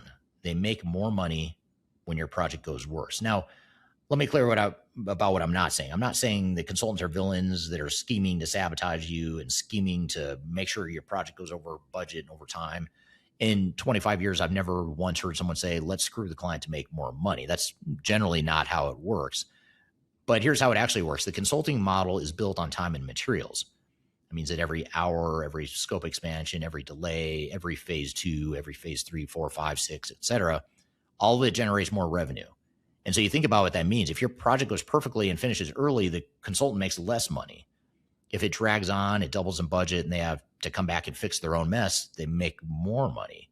So I don't know about you, but I have trouble imagining or thinking of another industry where you have that directive of perverse incentive from customer outcome to the vendors actually supplying the work. I can't think of anything that comes close. But what about you? If you, the audience, can think of something, I don't even know what to compare it to be honest, but I would love to have one. If we had an analogy or something to compare it to, that'd be a good way to illustrate the point better. But I can't think of anything at the moment, but I'd love to hear from you. So the incentives are literally inverted from your own interest. And in the short term, there's almost no penalty for the project going badly. In fact, there's a financial upside or reward. And I live this. I early in my career, I was billing 60 hours a week on a project where I had maybe 6 hours of actual work to do. So I'm billing 10x of the amount of actual value and work that I was doing. And I would sit in the client's conference room billing them the whole time while we strategize how to get more of our people onto the project. And this is all at the same time while I knew there were people on the project that weren't fully utilized, or, I shouldn't say utilized because they were fully utilized in terms of what they were entering on their timesheet and billing to the client. But the actual value and the capacity of those people was not anywhere close to full. And so nobody really thought that we were doing anything wrong. It's just how the machine ran. We had expectations and targets we had to meet, and that we were rewarded when we met them. The client didn't ask questions. They trusted us. And so the machine just kept running. And so what do you do about it? Well, I would like to say that, having been part of the machine for so long and having seen not just as in my own experience inside the machine, but also helping our own clients navigate these same machines and seeing the same things repeat year after year and decade after decade, you have to put guardrails in place. And that's a big part of what we help our clients do, is to put those guardrails in place so that you're in control. You're the one setting the tone and the tempo and the pace. You get an independent advisor whose only incentive is your success. You need someone who makes money from you and only you, not from the vendor. There's too many vendors and consultants out there that are making just tons, enormous, obscene amounts of money from the vendors, to where, of course, their loyalty is going to be to the vendor if they had to choose. And oftentimes they do have to choose. Who's my loyalty really to? Is it to the vendor that I support, the hand that feeds, or is my loyalty to this particular customer that I'm working with right now? If you let the machine run itself, the incentives will quietly work against you the entire time. Now, this ties into a quick video clip I want to show you. This is a YouTube video I did a few years ago, so I'm going to look a lot younger in this video than I do now, but it's still very relevant today. This is probably just 3 or 4 years ago, but in the last 3 or 4 years, as you will see, I've aged significantly in the last 3 or 4 years. I'm not sure why that is. You turn 50 and everything goes to hell. I'm sure some of you can relate to that. But in this video, I talk about the biggest mistakes of CIOs and leaders. So even though I'm talking about some of the deficiencies of consultants and vendors, I also have to call out the end customers themselves, CIOs, leaders within these end customers, because they, in many ways, enable it. They allow this stuff to happen. And it's not just because they're letting the system integrators run the show. That's not their only mistake. There's other mistakes that CIOs oftentimes mistakenly make. And that's why I want to play you this clip. So let's roll this clip and we'll come back to the conversation. One of the common early fatal mistakes that CIOs make is that when they're going through a digital transformation or leading a transformation, they have the mentality that no one ever got fired by hiring insert name here. It could be that they think that choosing a software solution like SAP or Oracle or Microsoft, one of those really well-known brand names, is going to ensure success. Or it could mean that they choose a consulting firm or system integrator that's very well-known, a company like Accenture or Deloitte or KPMG, for example. Those are examples of situations where CIOs think that they're making a safe bet. They're choosing a vendor and or a system integrator that ensures that they won't get fired. And we often hear that exact phrase from CIOs, that no one ever got fired by hiring whoever it is. The only problem is I can name a lot of people that have been fired for choosing any one of those big name vendors. And so the one thing that you need to recognize is that the cachet or the size or the name recognition of a software vendor or a system integrator is largely irrelevant in my mind. I see no direct correlation between levels of success or failure as it relates to size of organization or the established name recognition of those software vendors. So when you're going through your evaluation process and you're determining who the right partners are to work with, it's important that you look well past the name recognition and perceived quality of these different vendors and look to which one is the best cultural and functional fit with what it is you're trying to accomplish as an organization. Another common dynamic we see that leads to failure with CIOs is to defer too much to outside software vendors and consulting partners. Too often, CIOs, largely because they have blind spots or they just aren't 100% comfortable, will defer to what software vendors or consultants might tell them.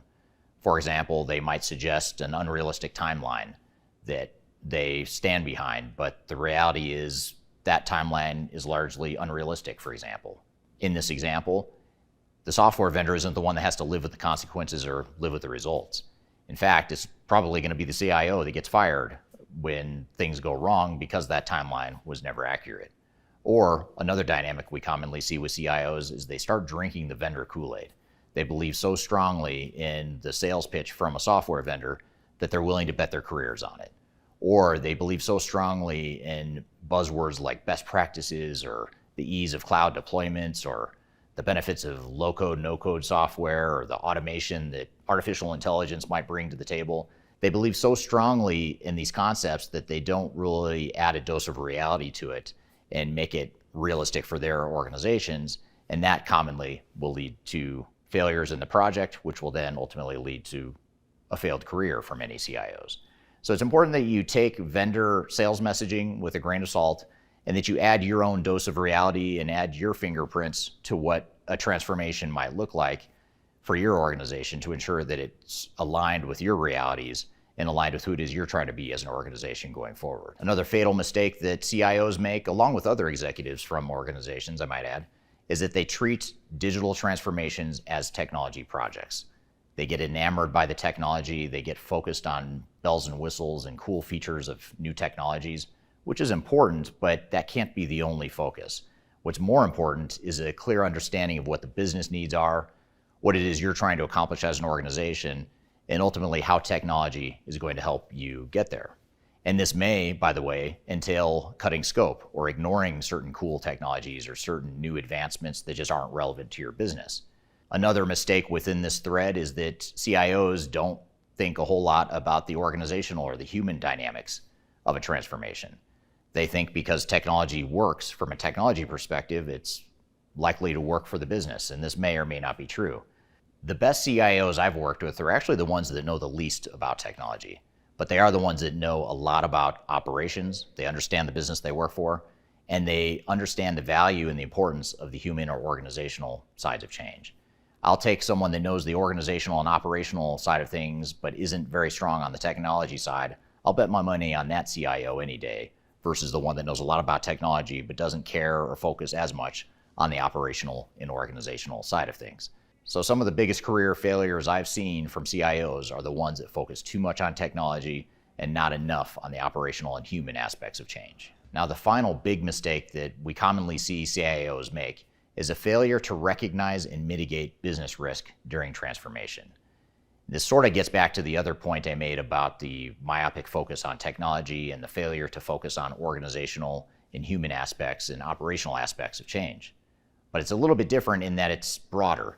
It's a failure to recognize that there are risks in the project, and it's a failure to understand the magnitude of the risks, and it's a failure to mitigate the risks along the way. I'll give you an example.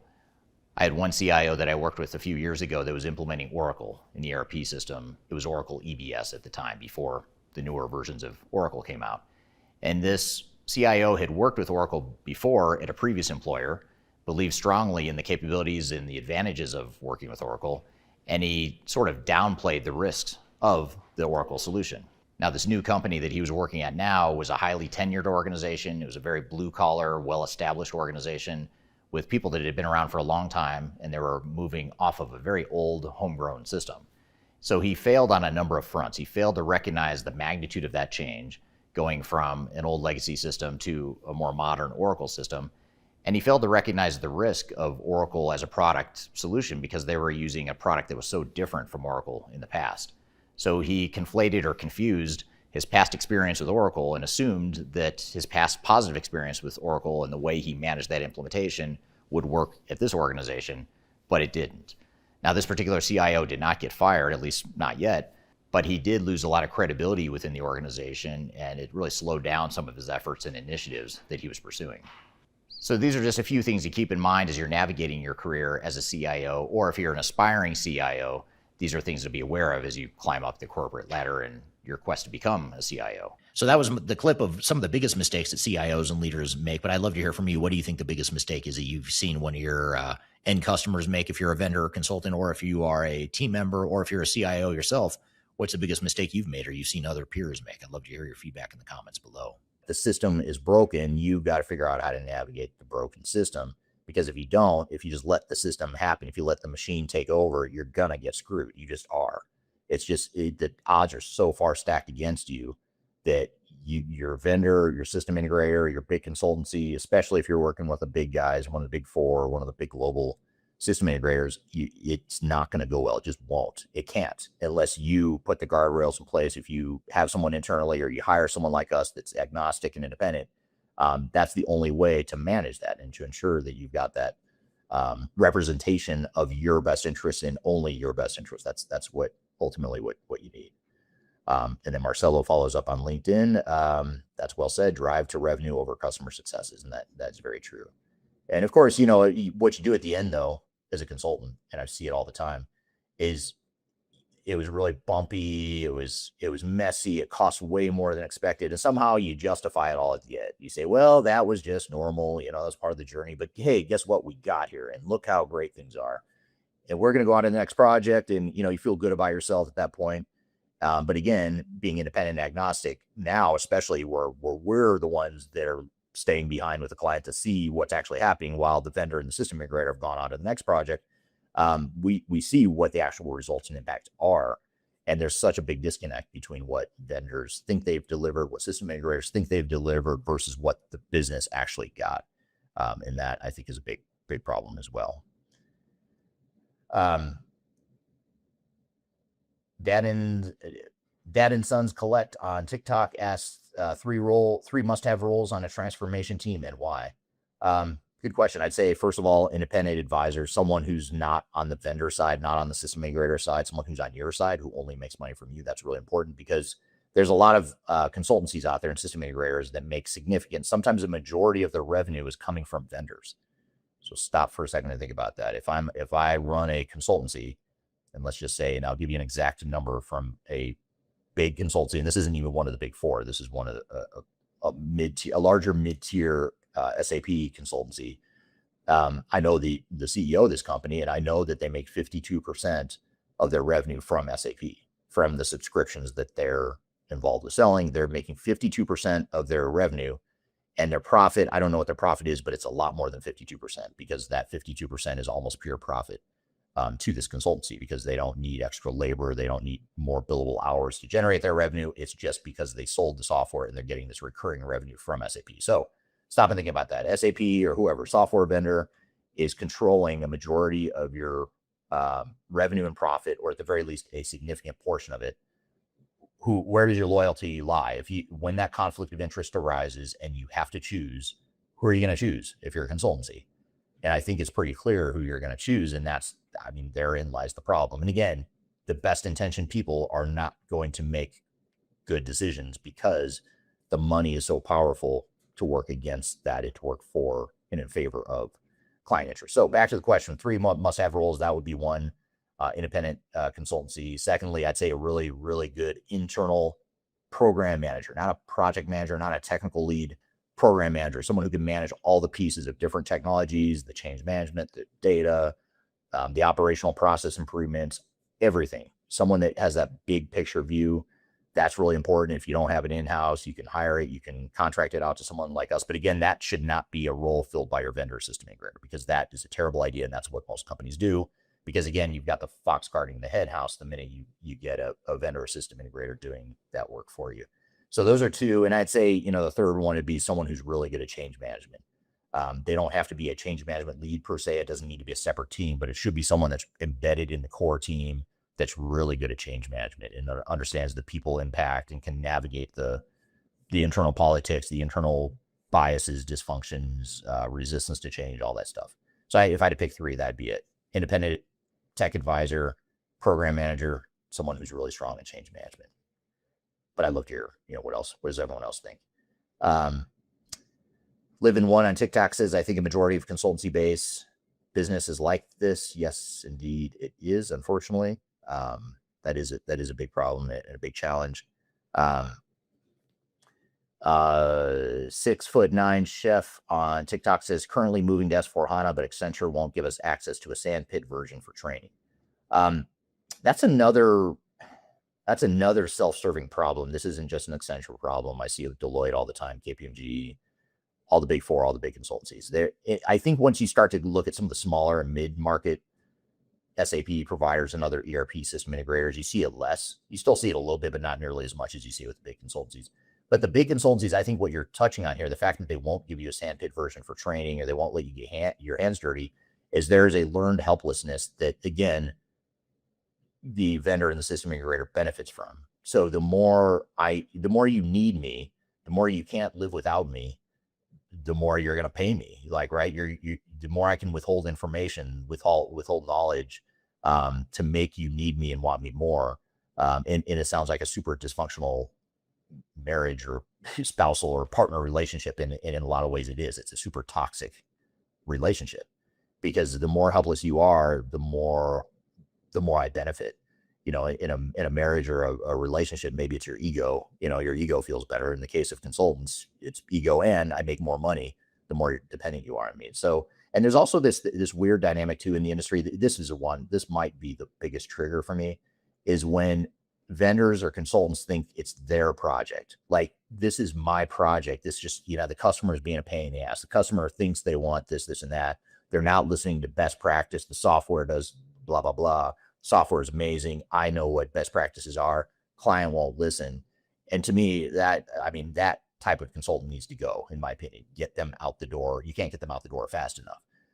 And that's how a lot of these big consultancies think. I remember doing that at PwC. And I see it all the time now with our clients. You get partners and senior managers, these super high level people that have moved up the ranks in these big consultancies, and they will gaslight you into thinking you're wrong. Like, you don't know your business. We know your business. We work with all these other companies, and we've implemented the software a million times. You're just part of the problem. Just stay out of the way. Let us do our thing. And it's amazing to me how many leaders will say, okay, that sounds good. Because in some ways, that's the easy answer if you're a leader too. That's I hate to say it, it's a lazy answer. It's a lazy solution. Just let someone else do it for me. And unfortunately, for any leaders listening, you can't outsource that. If you want this to be successful, you will not be successful if you outsource stuff like that to your vendor and system integrator. You have to get your hands dirty. You have to get involved. And so that's why one of the biggest battles we fight for our clients is to give them control, is to give them access to that sandpit, get them trained in SAP. Like, let's get your people trained in SAP. Let's send them to an independent third-party training that isn't dependent on SAP or your system integrator or whoever your ERP vendor is or your system integrator is. And so that, I think, is where a lot of companies or a lot of teams fall short, and they fail their organizations in that they create and they enable this learned helplessness. They're part of creating this toxic relationship between themselves and consultancy and vendors. And so that's my opinion. I'm sticking with it on. That's probably why Accenture won't give you access to the sandpit version for training, because technically speaking, it's cloud, right? How many times have you heard how easy it is to access the cloud, and we can flip a switch overnight and you can have it? Well, there's a reason they're not giving you access to it. It's not a technical issue. They may say it is. They probably will say it is, if I'm guessing. They're probably going to say, well, there's a technical issue or there's a security issue. They love saying that too, SAP and some of these larger firms. It's a security issue. We can't because of security reasons. It's almost like a smoke screen. Like, who's going to question security, right?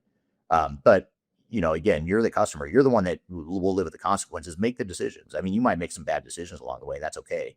But at least you own them, and at least you're not getting gaslit into bad decisions that are probably way off base. So, let me get to some questions here. There's a ton of questions here on LinkedIn. Shine on LinkedIn says, isn't this the main challenge from companies now on AI doing management consulting work internally versus external consultants, and bang for buck? Would be cool to honestly scope against it, but it's chicken and egg philosophy in that you don't know what to do. You don't know what to do when you start, is how the full question goes there.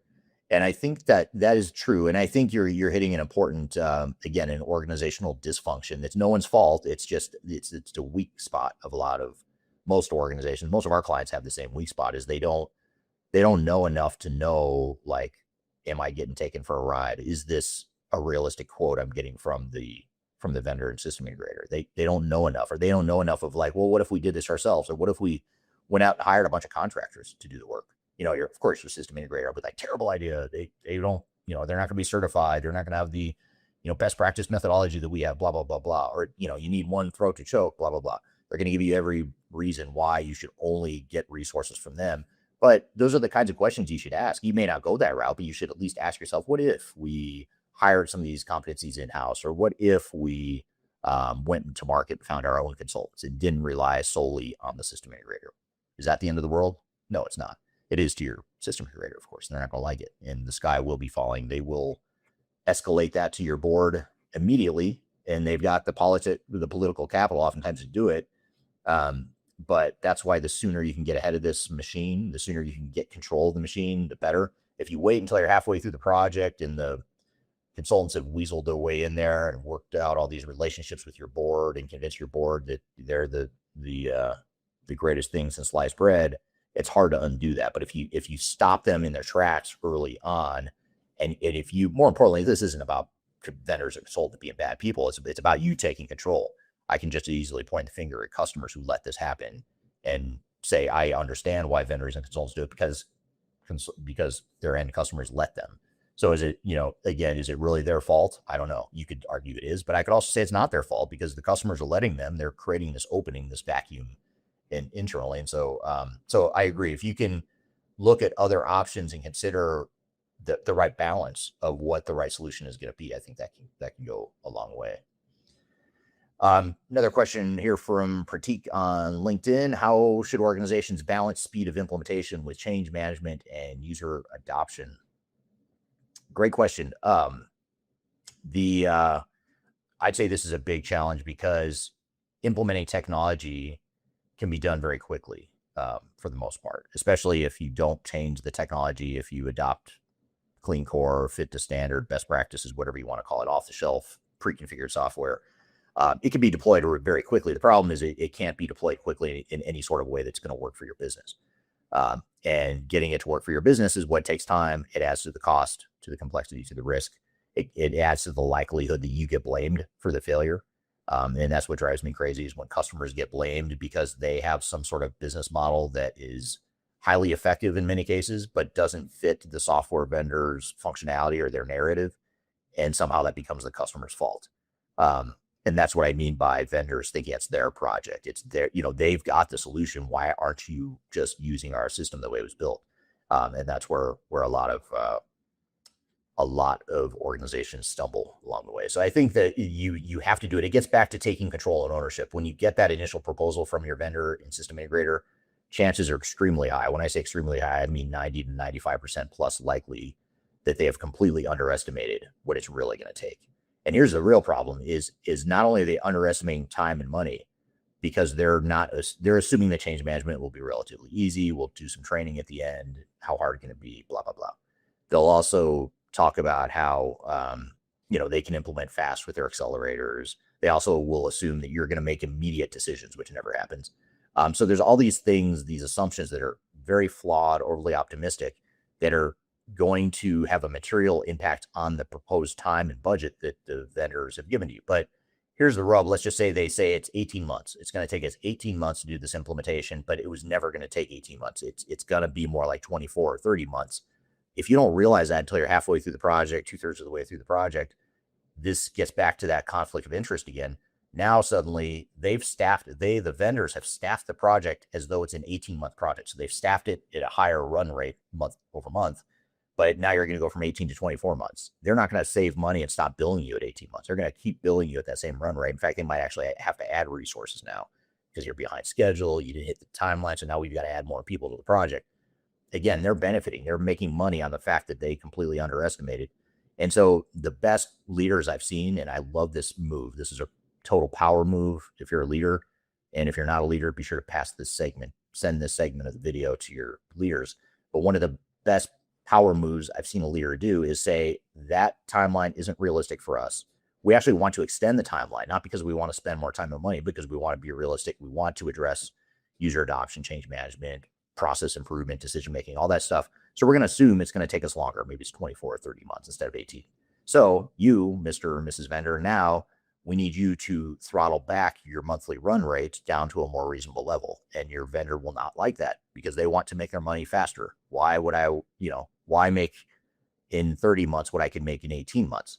That's that economic incentive working against you. That's that conflict of interest I mentioned. So that's a pro move. It's your project. Do what you want and treat these projects. I think the end lesson here for me, and if I could leave an important note to leaders out there, is treat this project like any other capital investment. Treat it like a big factory you're building, or a big acquisition, a company that you're going to acquire that's the same size as you. What kind of due diligence and hands-on involvement would you and your leadership team have in those cases? Apply that same principle to these projects. Don't just assume because it's technology, you don't know, you don't have the answers. You need all the experts to tell you the answers, knowing that the machine is rigged against you. So that would be one of my most important tidbits of advice for leaders out there. All right, I'm going to keep getting into questions here. Let's see. Marcelo had a good follow-up here to Shine's question. He says, good question the perspective they bring to the table. If, as Eric is saying, they're agnostic, based on facts, based on observations, evaluation, and some good critical analysis skills. So again, everything should be based on fact, reality, not this theoretical, what if we had best practices? What if the client would just make decisions faster? What if the client wasn't resistant to change? This is all stuff that is inherent in any company. It's not a bad thing. I'm tired of hearing clients getting blamed for the problem. Now, they do contribute to problems. Don't get me wrong. There are things that, clients are not perfect. Even our own customers, they drive us crazy sometimes, but that's just the reality of a functioning organization. There are dysfunctions within a functioning organization, especially if it's a high growth company, it's changing, going through evolutions, you're going to have dysfunction. And rather than fighting it and blaming for it, you can say that's the reality of it. So let's figure out how to navigate it better instead of presuming we've got all the right answers. Marcelo follows up on LinkedIn with sometimes you have to be honest with yourself and slow down. Very much so. I'd say that's especially true early in a project. Early is when you want to push back and slow down. That minute they get you to sign a contract and they want to send 30 consultants, like the 1998 version of me, where half these consultants don't have any experience or any relevant experience that's going to help you. And by the way, they're good. They're going full speed, right? Their interest is to go full speed to accelerate revenue, accelerate go live, so that revenue, the money machine, kicks in faster. Your job is to make sure your business succeeds. And that, again, conflict of interest, you're going to have to push back on your vendor and system integrator. You just will. If you're taking what they tell you lockstep and barrel, if you're taking it at face value and just going with it, you're doing something severely wrong. That's another tidbit, an absolute truth. If you take that proposal from your vendor and system integrator and that becomes your reality, your line in the sand that you take to the board that you bet your job on, you are doing it wrong. That is absolutely the wrong answer. You've got to start to challenge and ask questions and modify that to fit your specific situation. And it's one of those deals where, unfortunately, the real answer, the truth, isn't the answer that most people want to hear. 18 months sounds a lot better than a 30-month implementation. If I'm an executive, of course, I'll take that 18-month option. And so if I'm a big four consultancy or big consultancy as a software vendor, I'm going to give that executive what they want to hear. You want 18 months, I'll give you 18 months. I know deep down I'm not going to be able to do it, but hell, I'll try my best. And if, push comes to shove and it turns into 30 months, no harm, no foul. I make more money. We'll get there eventually. How hard can it be? But again, the customers are the ones that pay the price. The customers are the ones that feel the pain here, not the consultants.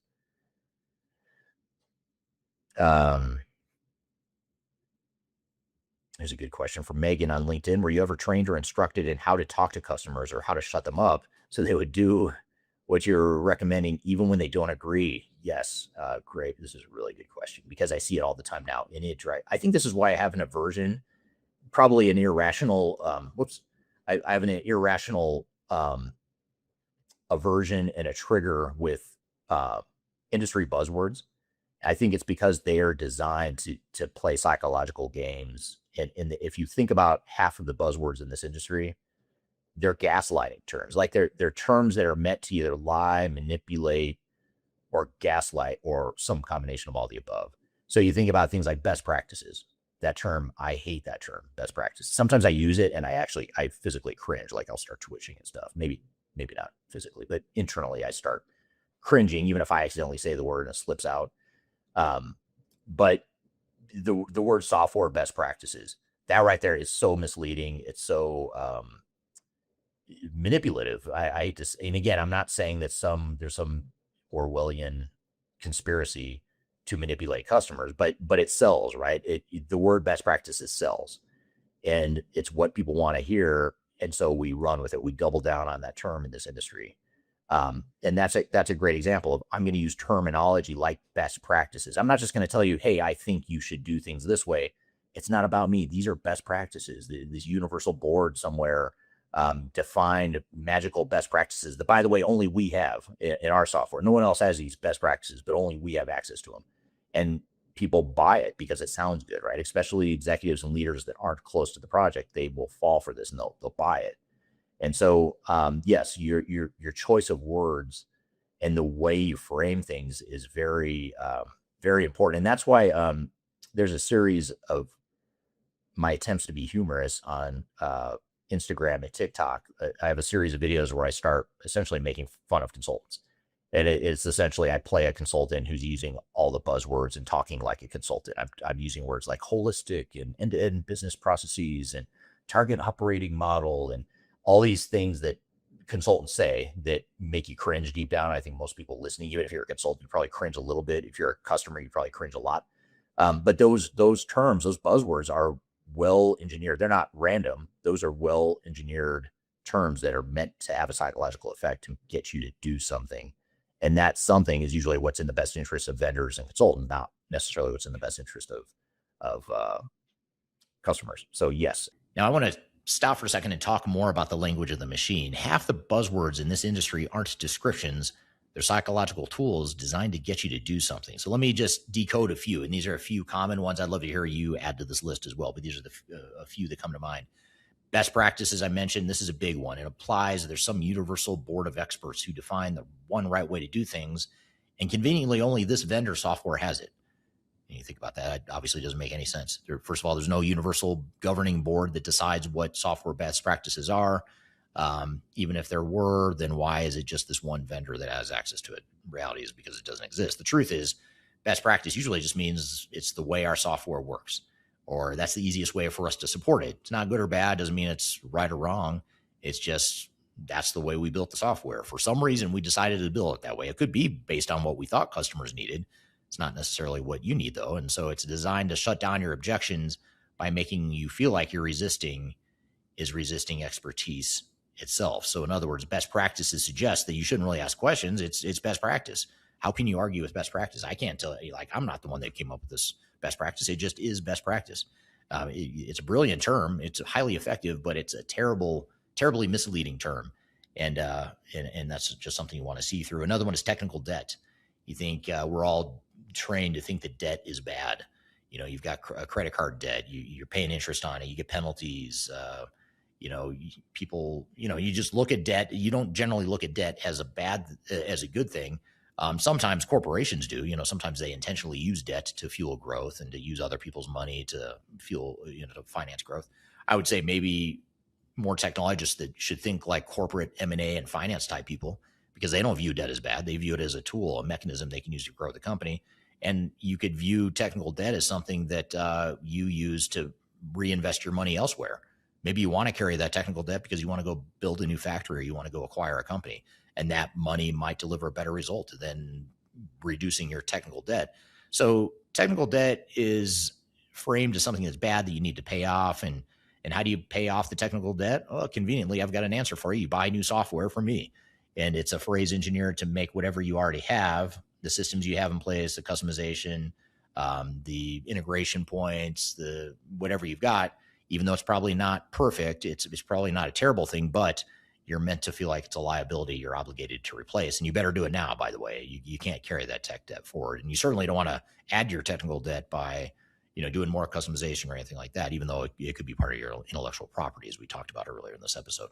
Another one, lift and shift. That's another buzzword that makes a massive risky migration sound effortless. You just lift it up and set it down over here. It minimizes the change management, the process work, the data cleanup, and all the stuff that actually determines whether or not you succeed. Another one is clean core. This is one that just drives me crazy and triggers me like nails on a chalkboard. It sounds responsible and hygienic. And what it often means is don't customize, conform to our vanilla software, and give up the differentiation that makes you competitive because you want a clean core, right? You don't want a dirty core. Dirty is bad. Clean is good. You look at the choice of words here is very, very interesting. And I wouldn't be surprised, in all seriousness, if there were some highly paid psychology consultants or marketing consultants that were used to develop these phrases. I have to imagine somewhere some marketing person hired a very brilliant marketing agency of some sort to come up with these terms, because they are just the word clean. There's a lot of other words you could have used, but the word clean is the operative thing here. It's clean.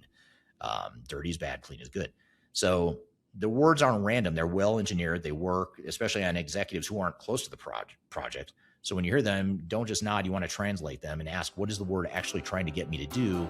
And who benefits when I do it? And is it really the right answer for me? I met her in a club down in Old Soho, where you drink champagne and it tastes like Coca-Cola.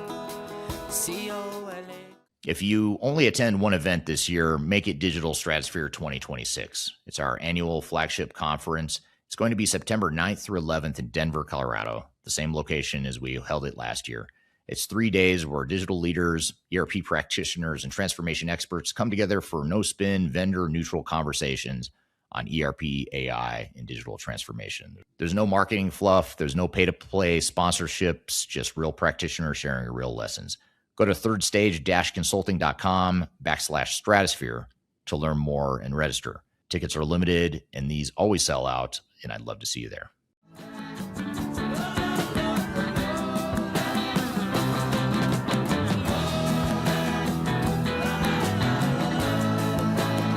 Now, this is just one of many mistakes that I think vendors and consultants make. There's a whole list and a whole litany of mistakes I talk about in the book, Welcome to the Machine. In fact, I also put out a YouTube video not too long ago where I talk about some of these vendor and consultant mistakes. Let's roll the clip here, and I'd love to hear what you would add to this list. Perhaps one of the biggest things that vendors and consultants do wrong is that they end up acting as an extension of the software vendor sales channel.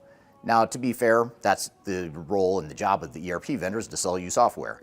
But when you also add consultants to the mix who are also being commissioned by and receiving compensation for helping sell and helping implement the vendor solutions, suddenly you have a severe conflict of interest. You have two parties that are making money off selling software, but not making money on a client being successful. So think about this, especially if you're working with an ERP consultant. Your ERP consultant is getting paid by you, the customer, but they're also getting paid by the software vendor. In many cases, the software vendor is paying them more, and they're making more from the software vendor than they make from annual revenue in their overall customer and the services base. And think about that for a second.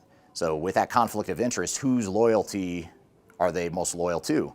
Especially when the software vendor is the person that is somewhat the hand that feeds. They're feeding them leads, they're helping them with marketing support, they're a long-term relationship, a long-term partnership, whereas your implementation as a customer might just last 1 or 2 or 3 years, but they've got a long-term loyalty to the software vendor. So you have to look at that in perspective and understand that ERP consultants are too often acting as an extension of selling software, forcing technology where it doesn't always belong, and myopically looking at their solution as the holy grail to solve everyone's problems. Now, what you really want and what you really need to add to the mix is an independent, objective advisor that doesn't get paid by the software vendor. Because the minute you start getting paid by the software vendor, the minute your independence and your objectivity and your client loyalty is compromised. So that's one thing to understand when hiring ERP vendors and consultants, is that their loyalties are conflicted at best, and you need to find a way to neutralize that. There is a big disconnect that often happens between the ERP vendor sales cycle and what actually happens during the implementation. There's often a disconnect between the handoff between sales and delivery, between software vendor and system integrator / consultant, and oftentimes, and more often than not, it's a completely different front-end sales team that's selling the software and the implementation services than what's actually delivering it. And with that comes a number of problems. One is the obvious, which is now we have to re-explain everything that we've explained to the sales reps. We have to bring on and onboard an entirely new team, almost as if we're starting from scratch. The other disconnect here is when you bring on these new delivery resources that are actually responsible for making sure that what happened and was promised during the sales cycle actually gets delivered, there is a disconnect between the expectations and assumptions that were defined during the sales cycle. Oftentimes in the sales cycle, the team that was selling you the software and the services didn't fully understand the complexity of your business. Therefore, the implementation team oftentimes comes in and says, oh, we need a change order 2 months into the project because we didn't fully understand the complexity of your business. And by the way, when you're in sales, your incentive is to sell and to downplay risk and not to be realistic about it. But the implementation delivery team now needs to be responsible for actually managing that risk, and they're the ones that have to bear the consequences of those risks.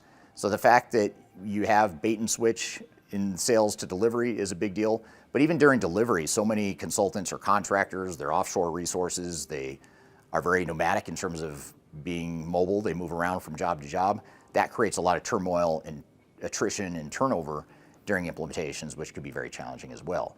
And then finally, I'll say this about some of the larger system integrators, especially the big four and large global system integrators. They are notorious for bringing in senior partners when the project starts or when they're selling the project, but then having really junior resources and offshore resources actually doing the work, which you may or may not have known when you bought the software and the services in the first place. So bait and switch, that's something to watch out for in the sales cycle and delivery cycles. The trend in the ERP software space is moving aggressively towards standardization, cloud, homogeneous solutions, one-size-fits-all solutions. And the reason for that is not because it's right for the customers, but because it's right for the vendors. They can scale their solutions better, they can make more profit better, they can maintain the software better if everyone would just use the software the way it was built. So what they end up doing is saying, hey, we've got standard business processes, we've got best practices in our software, you should use that rather than however you were doing things before. Now the reality is a lot of organizations have a lot of intellectual property and competitive advantages tied up in their legacy systems and their spreadsheets and their manual workflows and all the homegrown systems and whatnot, but that doesn't work with the software vendor model. They need you to be standardized so that they can manage one cloud solution, ideally a public cloud or a SaaS multi-tenant model, to where simplicity and vanilla software is the name of the game, makes their jobs easier. Technologically, it makes a lot of sense, but from a business operations perspective, it's highly disruptive and it rarely works.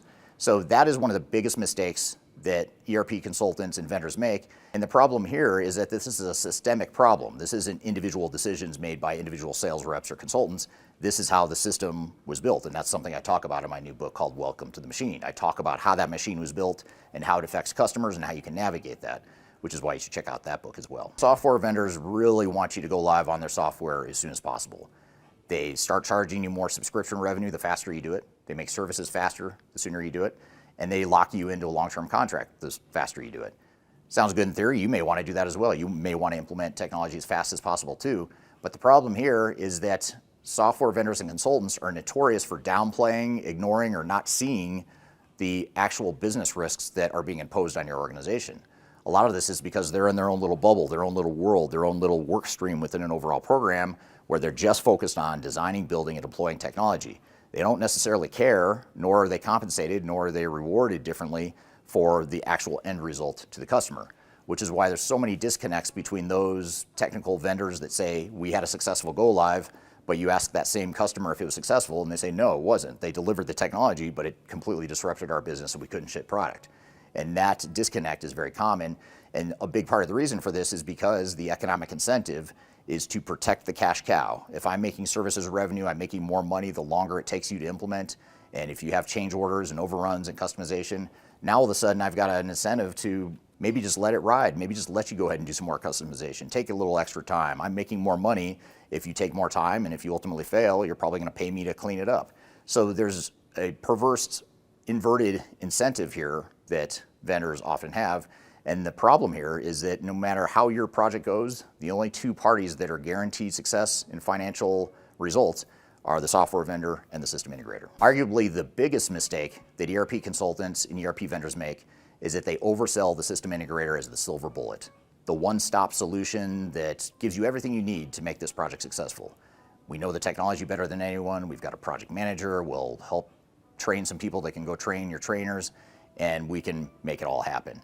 And that's what we all want to hear. We as leaders want that easy button. We want you to come in and just take this off our plate because it's easier that way, in the short term, that is.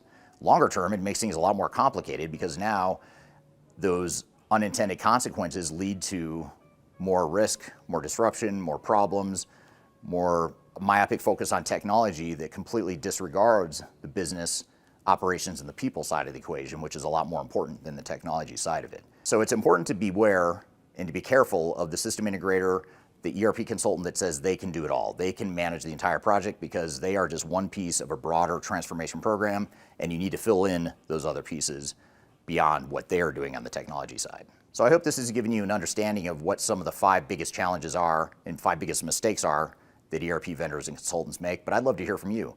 What are some of those big challenges you've seen or big mistakes that you've seen your ERP consultant or ERP vendor make? Or if you are an ERP vendor or consultant, I'd love to hear your feedback on what some of the biggest mistakes are that you and your team might have seen in your career. So that was my YouTube clip where I talk about vendor and consultant mistakes that are commonly made in a digital transformation. I'd love to hear from you, though. What would you add to that list? Which one resonates the most with you? What's missing? What would you add to that list? Because as is the premise of this entire conversation here today, it's not just clients that are making mistakes. It's also vendor and consultants. And if you're a vendor or consultant, I'd love to hear your feedback as well. What's your take on cloud solutions versus data sovereignty? This is from Carlito on TikTok. My thoughts are, I think, well, the data sovereignty in a lot of ways, it doesn't matter what I think because there's so many government regulations that are dictating how that needs to look that I think that's why so many, we still have a lot of clients that are in government or defense, military defense, or they have some sort of sensitive information that they can't host the cloud solutions outside their country. And so, and that may not be the version of data sovereignty you're talking about now. If you're talking about your own data and how to protect it, that's and how to keep it control of it and ownership of it, I think that's a very good question too, because you have to look at your vendor's strategy. You know, does your vendor view the data as yours or do they view it as theirs? And if you ask them the question, I imagine all of them are going to say, oh no, it's your data. But I'm talking about how they act, their policies, the way they let you access the data or don't let you access the data.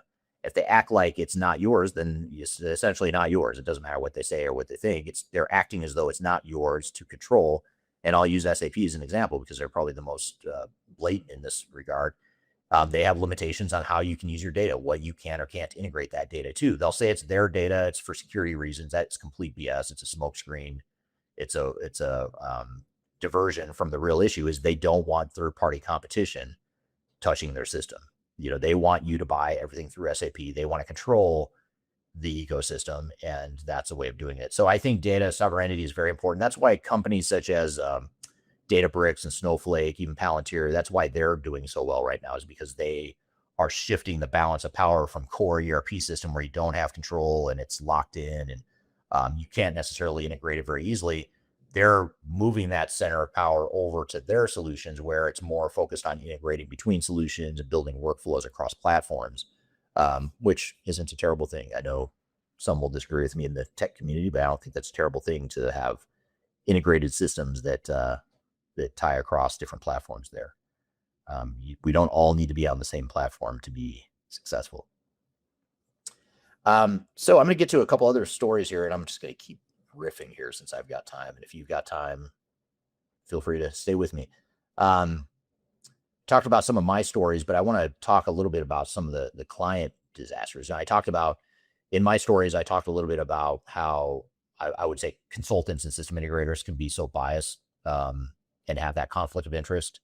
I talked about the software selection that was determined to be an SAP recommendation before the project ever started. I talked about the politicking, the strategizing to figure out how to build the client more and get more people on a project. I talked about not having enough to do, but still being expected to bill full time.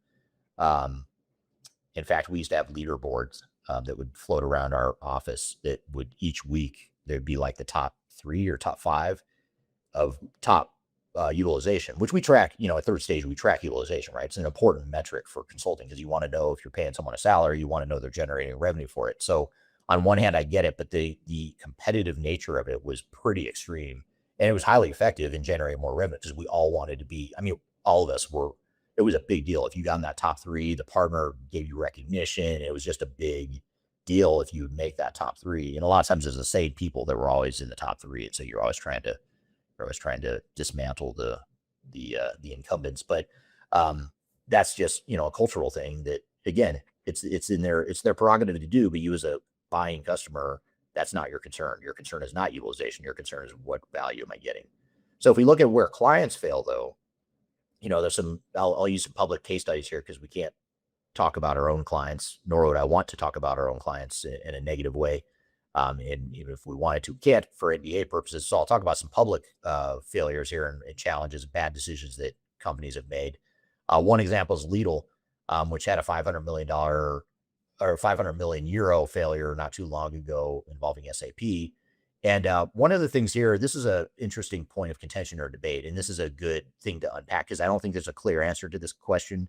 But I think the question and the lack of clarity around the answer to it is indicative and a good representation of the types of decisions that every company has to make during an ERP implementation. And that is, in many ways, Lidl did not want to change their processes, right? And to an extreme, like there's some things that maybe they shouldn't have changed. There's some things they probably could change. So I'm sure there was a middle ground there somewhere, but they were just, for the most part, digging in their heels saying, hey, the way we operate is the way we operate, and we're not going to change, but we do want to put in S/4HANA to automate the way we operate. Well, that, of course, creates problems. And one of the biggest points of contention, and this is the one that I think is a very debatable, very healthy debate to have, is they had one of the issues with that case, if you haven't followed it, and I have a video on my YouTube channel and a LinkedIn article that dives into this in more detail. Of course, my new book, Welcome to the Jungle, talks about it, or Welcome to the Machine talks about it as well. QR code, upper left corner of my screen here. I'll also include links below if you want to order it. Ships anywhere in the world. But in that book and in other stuff I've put out, I talk about Lidl and how they didn't want to change their costing model. So, and I don't recall the exact specifics. It had something to do with standard pricing versus a different type of pricing, the way they value their inventory, I should say. And so I think it was the way they valued their inventory. Some would argue, well, they should have just changed the way they value their inventory because SAP didn't do it the way they did it, and they didn't want to change it. They thought it was important for them to keep their valuation or their costing model the way they had it. SAP and their system integrator were saying, hey, that's not how it works. This is what we would consider best practice, or this is how the software works. You should do it. And they didn't do it. They tried to change SAP to do something it wasn't built to do, and it ended up failing. So I'm not here to say that Lidl was right or wrong, but I am here to say that every company that implements new technology has to make those decisions. And if they, let's just say if Lidl was right and they shouldn't have changed their pricing model, then they probably should have done something different. They should have either found a third-party bolt-on to address that need. Maybe SAP wasn't the right fit for them. Maybe they needed some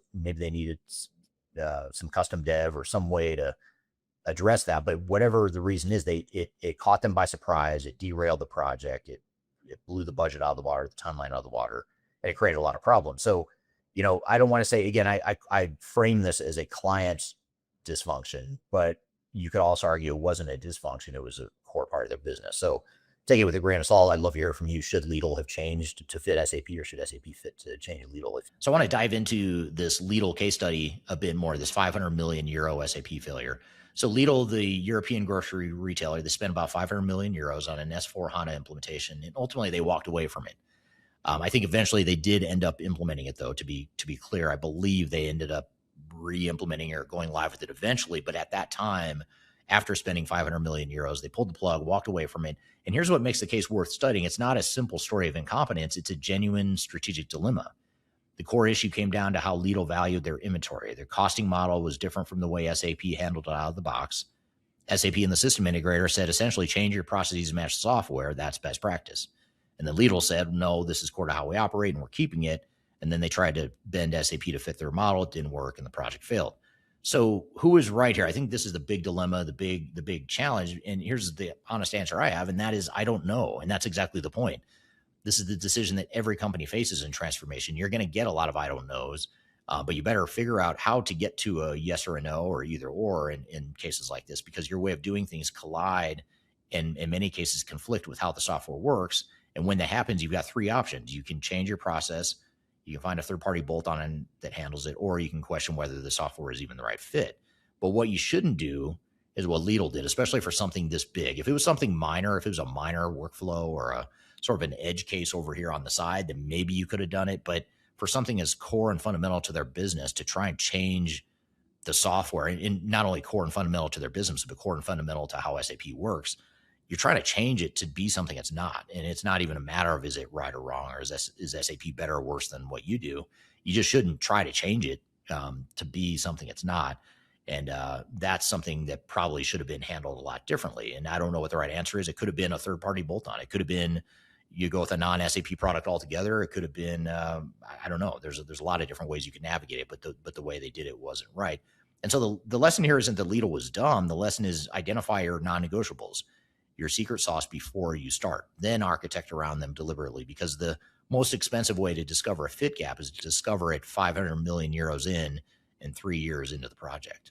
And now Lidl is just one example of a failure. Obviously, we're talking about a lot of different failures. One I talk about in the book that we haven't talked about yet in today's conversation is a company called Spar Group out of Africa. They're a retailer out of Africa. They had a big failure with their ERP implementation.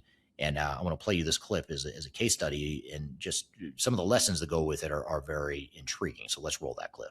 So let's start with an overview of the SAP failure at Spar Group. As I mentioned, Spar Group is an $8 billion company. They do about $8 billion in annual turnover or revenue.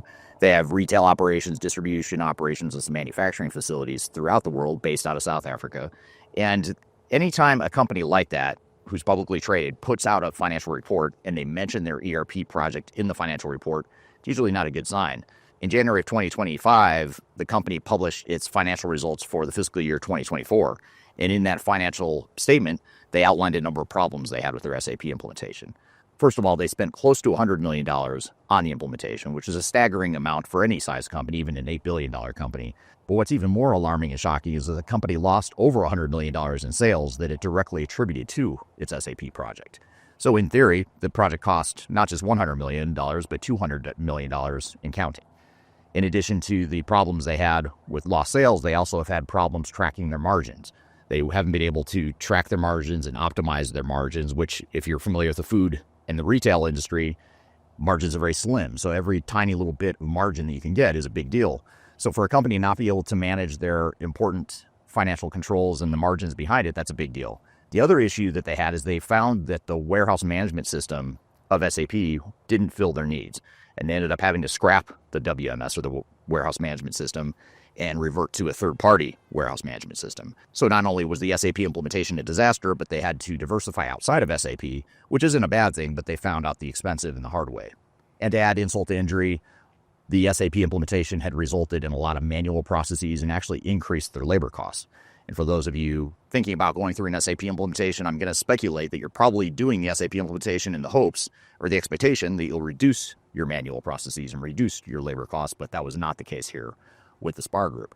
So that raises the question, what can we take away from this? What lessons are there to be learned? And the good news is that there are some good lessons here, and it's not rocket science. The things I'll share today are not super complicated. It may sound like common sense as I go through these things, but as we'll discuss, and as we've seen in this failure and other failures that we've studied, a lot of organizations and project teams make decisions that don't make a lot of sense at the time, but it's human behavior and organizational behavior that oftentimes leads to some of these decisions. So we'll talk about what those decisions and strategies are that undermine the project, and talk about the things you could do to make your S/4HANA implementation more successful.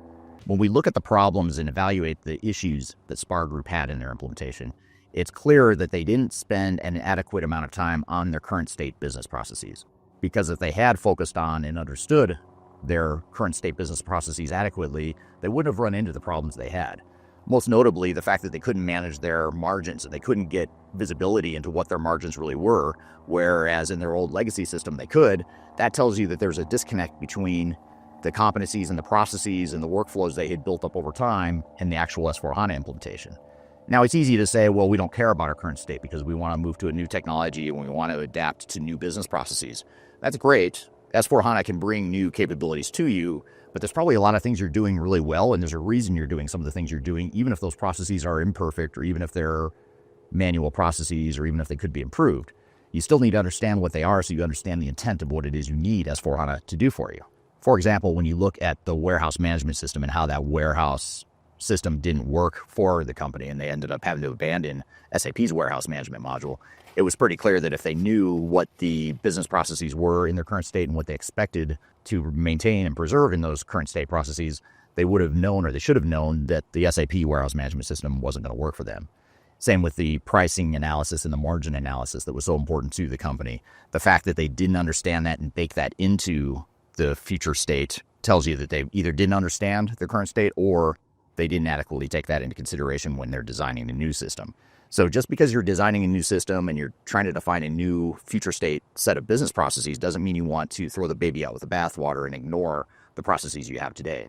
And as we'll talk about later in this video, without a current state understanding, your change management efforts are going to suffer as well. In addition to clearly understanding your current state and understanding what's working and what you're doing well in your current state, as well as what you're not doing well and what you want to improve in your current state, now you want to transition into fully defining your future state business processes. And you want to do this before you start implementing S4HANA. It's so common for organizations to say, we bought S4HANA, we know we're moving to S4HANA, let's just get the integrators in here and the technical consultants to come in and start designing and building stuff. Well, that's the wrong answer, because what happens is you're going to rush through decisions, or you're going to slow down decisions and it's going to slow down the project and delay it, or your consultants are going to make those decisions for you, and they're going to make those decisions in a vacuum without consideration of your strategy and what your needs and priorities are. So any one of those three things will happen if you don't do your future state up front. So that's why it's so important that you slow down before you start the project. A lot of companies want to dive in and just get going and start to speed things up, and they think that by skipping the assessment of future state processes and just jumping right into the technology, they think that's actually going to speed things up.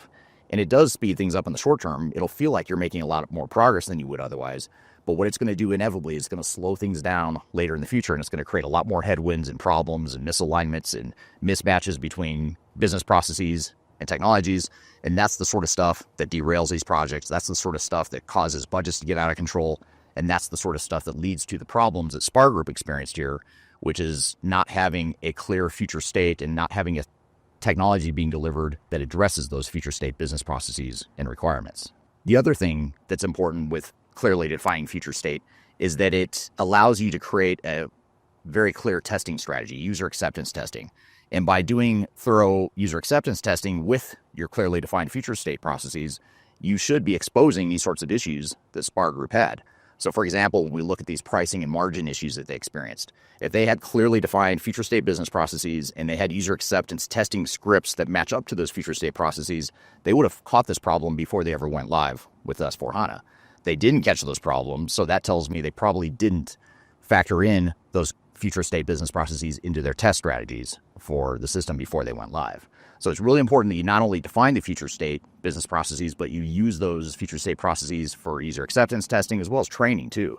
You want to clearly communicate to people and train people on what these new processes look like, and you can't do that unless you have the future state well defined. And I'm going to come back to this whole change management adoption issue here later in the video. When we think of SAP adoption and change management, more often than not, system integrators and SAP as a company and SAP consultants that are out there think of adoption as training. They think about just training people on how to use the new system, communicate to people how to use the new system.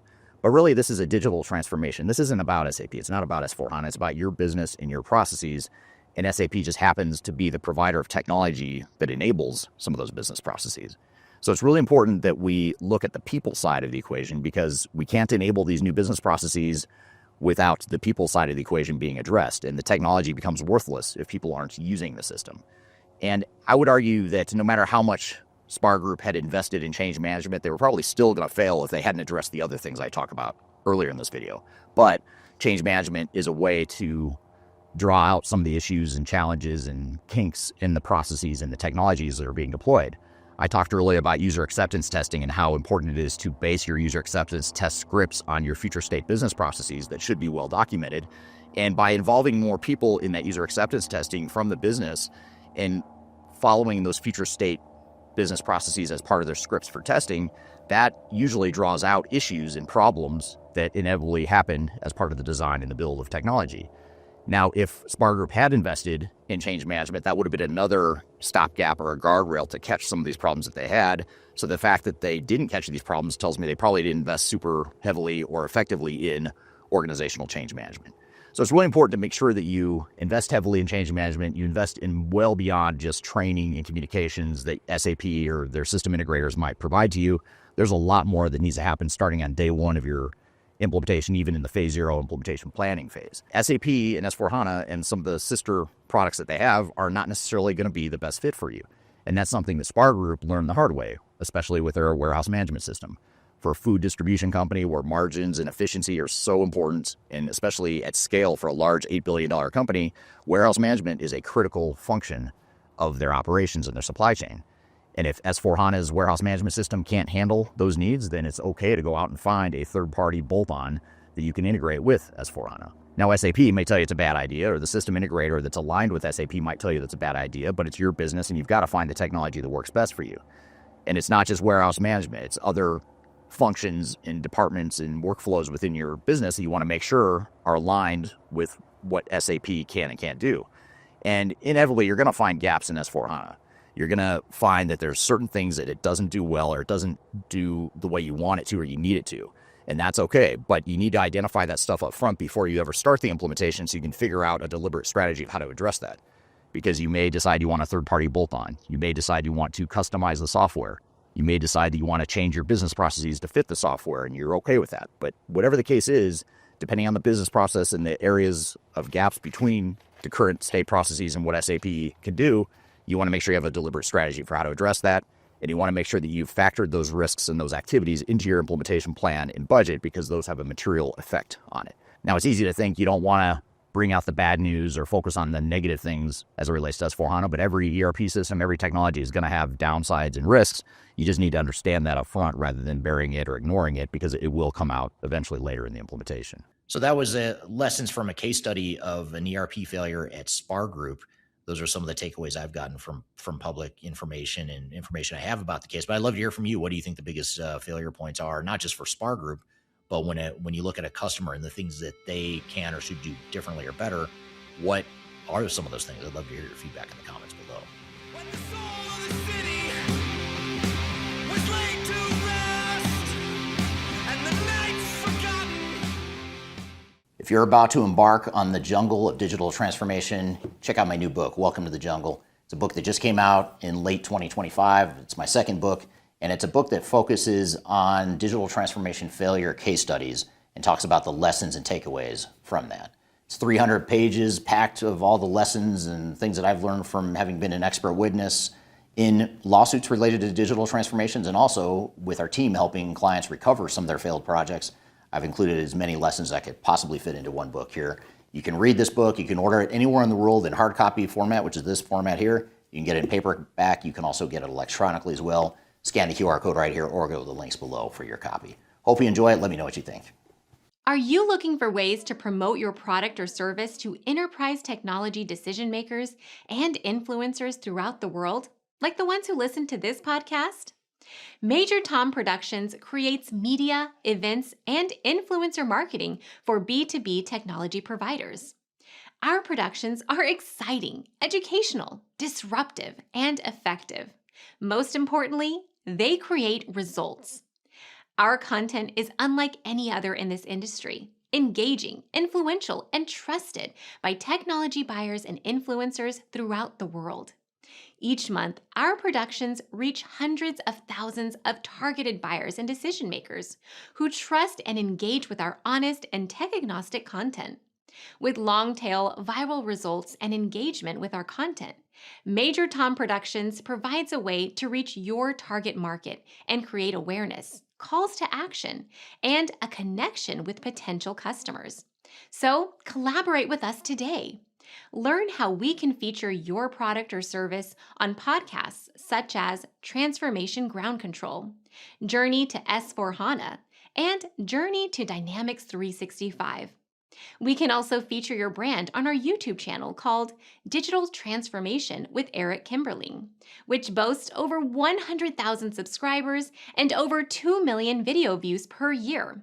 You can also participate in our in-person events, including our Digital Stratosphere Conference. Contact us today to learn more. We can tailor a marketing campaign that works for you. We look forward to helping more people learn more about and become engaged with your brand.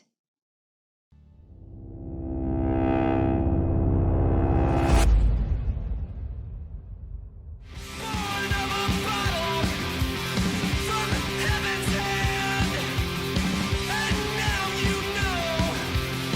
And here I Marcelo's giving me some air cover here on LinkedIn. It says, Eric, don't apologize for that. I'm sticking with it. You're not the only one who's experienced that, where a competing vendor completely creates a codependency or a codependence with the client. So thanks. Thank you. I'm glad I'm not alone. Shine says, great advice. Thank you. Lots of questions. Thank you for all the good questions here. I'm going to come back to TikTok here in a minute too, because I see some coming in here. Here's a question from LinkedIn from Christopher. Christopher says, the big question surrounding digital transformation that no one seems to want to ask is, why would a business that is optimized for its product, market, and personnel need to transform in order to implement software? Why do we still have software that's so difficult to slot an enterprise into? The revenue model you mentioned is more to blame than the capability of the vendors to provide such a system. And I agree. And I think this problem is getting worse. It's something that I've been waving the red flag for quite some time, despite popular disapproval of my comments around this. I'd say if I did say one thing that I believe that I think a majority of the industry disagrees with me on, is probably the fact that cloud systems are overrated. I've said this for 15 years now. I think cloud has a role. It has a purpose. There's value in it in some ways. But in some ways, especially if you double down on cloud solutions, it creates a inflexible trap that's going to be really hard to get out of in the future. And in a world that's demanding, hyper personalization and flexibility and optionality, to see the ERP technology and the enterprise technology space go so far the other way to rigidity, fit to standard, best practice, vanilla, get rid of technical debt, throw out all your old customization. It's going so far, that pendulum swinging so far the other way, it's not going to be sustainable. I'm 100% certain of it. And again, I know a lot of people still disagree with me. They definitely disagreed with me 5 or 10 years ago. I think some more people might agree with me now. But I just don't think it's sustainable. It's just not going to be, especially now with AI, especially with platform as a service. You look at what Salesforce and NetSuite and some other developers of traditional cloud ERP systems are doing. I think they're acknowledging this too, because they're opening up their platforms and their IP. They're opening up their development kits and their development tools to third-party developers to create variations of the software or bolt-ons to handle different needs. Microsoft is another one. They've been doing this from the start with Microsoft Dynamics. So I think these big software vendors that recognize that are the ones that are going to win. I think the ones like SAP and maybe even Oracle with Fusion, I think the ones that push back and double down on this one-size-fits-all generic cloud fit to standard clean core model, that's just not, it's selling software right now, but it's creating so much disruption and pain right now. I just don't think it'll last long. I think 5 to 10 years from now, that'll be a distant memory. But in the meantime, they're still out there peddling this outdated approach that will eventually go away, and they're selling it in the name of eliminating technical debt, which is ironic, completely ironic to me, because in my opinion, they are selling more technical debt right now in the form of vendor lock and lack of flexibility and lack of options. So I totally agree with this, that you have to, there are things that every business, the one thing I would disagree with you here on is that every business has some things that they can improve. If they had better technology, if they had a cloud system, they could probably improve some of their processes. They could probably tighten things up, get their data cleaned up. So there's some benefit to it. But I do agree that most of the time a company has a secret sauce, a certain way of doing things that isn't resistance to change. In fact, it is resistance to change, but it's a healthy resistance to change. Don't resist changing what works and what has made you extremely successful in your industry. in the name of adopting a software that's very vanilla that your competitor can use in it to lose your competitive advantage. That is just reckless in my opinion, but yet that's what's being sold by the technology industry in many cases. So thank you for that feedback. Radhika on LinkedIn asks, in your experience, what's the earliest warning sign that a digital transformation project is headed toward failure? I'd say if you are letting the machine run itself without any supervision, that is the biggest sign. And I think that's the real premise of this book, my most recent book. Now, if you look at the books behind me, the Final Countdown, and especially Welcome to the Jungle, I talk a lot about failures and lessons from it, but it's more focused on who did what. Like, here's what a consultant did, or here's what a vendor did. Here's what the end customer did that was a mistake. And here are the lessons you can take away from it, which is fine. It's great. I really like that book. It's my second favorite book after this one. But the reason I like this one is because this one goes a step further and says, well, it's not just about the decisions that were made and who did what. It's why did they do the things they did? And that's what you really have to understand, because rather than casting stones at a consultant or a vendor and say, well, they're the problem, it's like, well, why are they the problem? They're not bad people. Like, even though sometimes people think I don't like big four consultants or I don't like big vendors, people seem to think I hate SAP. I do not hate SAP. I used to be certified in SAP. I built my career on SAP. I see a lot of companies using SAP successfully. So I don't hate SAP, but I do not necessarily like the tactics that are used within the SAP machine or within the broader ERP machine. So that's what I'm calling out. I'm not pissed off at Christian Klein at SAP because he, is leading the strategy or whatever. It's more, he's doing his job. He's navigating the machine in his way. My point is customers have to open their eyes and navigate the machine in the way they need to navigate it. You're going to have tension. It's going to create conflict, and that's okay. But ultimately, you need to win out. You need to stop letting the vendors and the system integrators and the consultants be the only ones that win at your expense, which is what is happening in this industry. So that's, if you see signs of what's in this book, if you see that unfolding unchecked in your business, then I would say that's the biggest warning sign that a project is headed towards failure, because then you're going to start to see all the stuff that I talk about in Welcome to the Jungle. You're going to see all those bad decisions and symptoms arise as a result of that. So good question. Thank you for that. Let me go to TikTok here.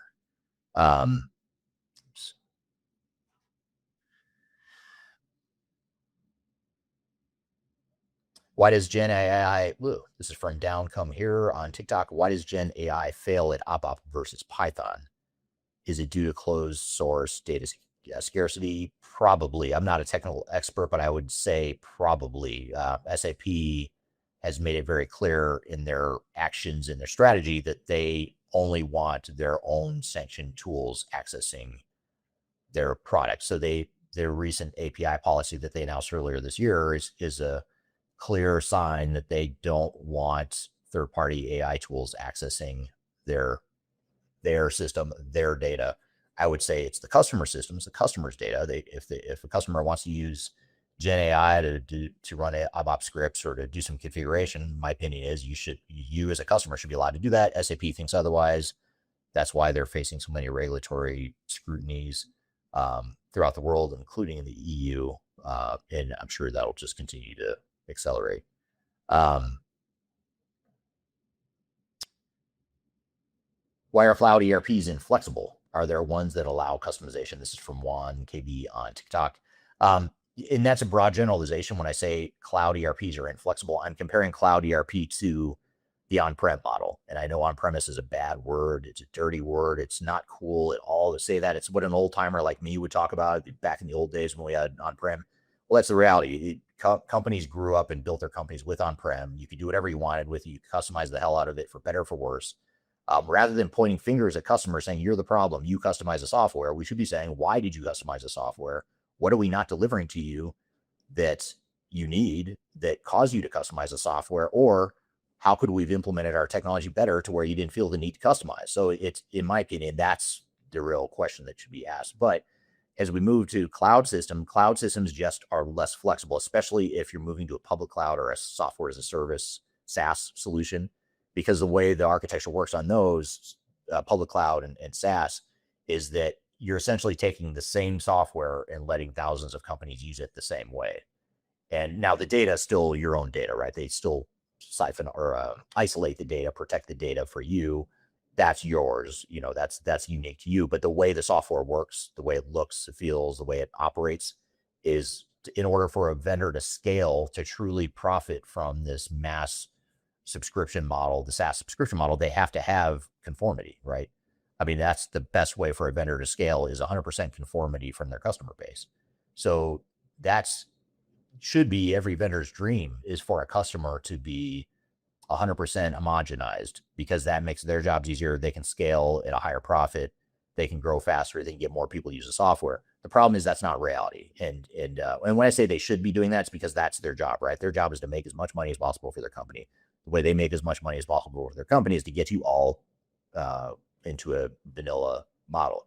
So, and now having said that, there are, like I said, there's Microsoft, there's Salesforce, there's NetSuite, there's some of these other, and there's others too. It's not just these three, but these are the three that come to mind immediately. These are cloud ERP providers that have figured out and recognized that we need to do both. We need to have that mass scale, that common platform that we can scale, but we also need to give edge tools to be able to address all these exceptions and all these industry nuances and unique nuances of different functions.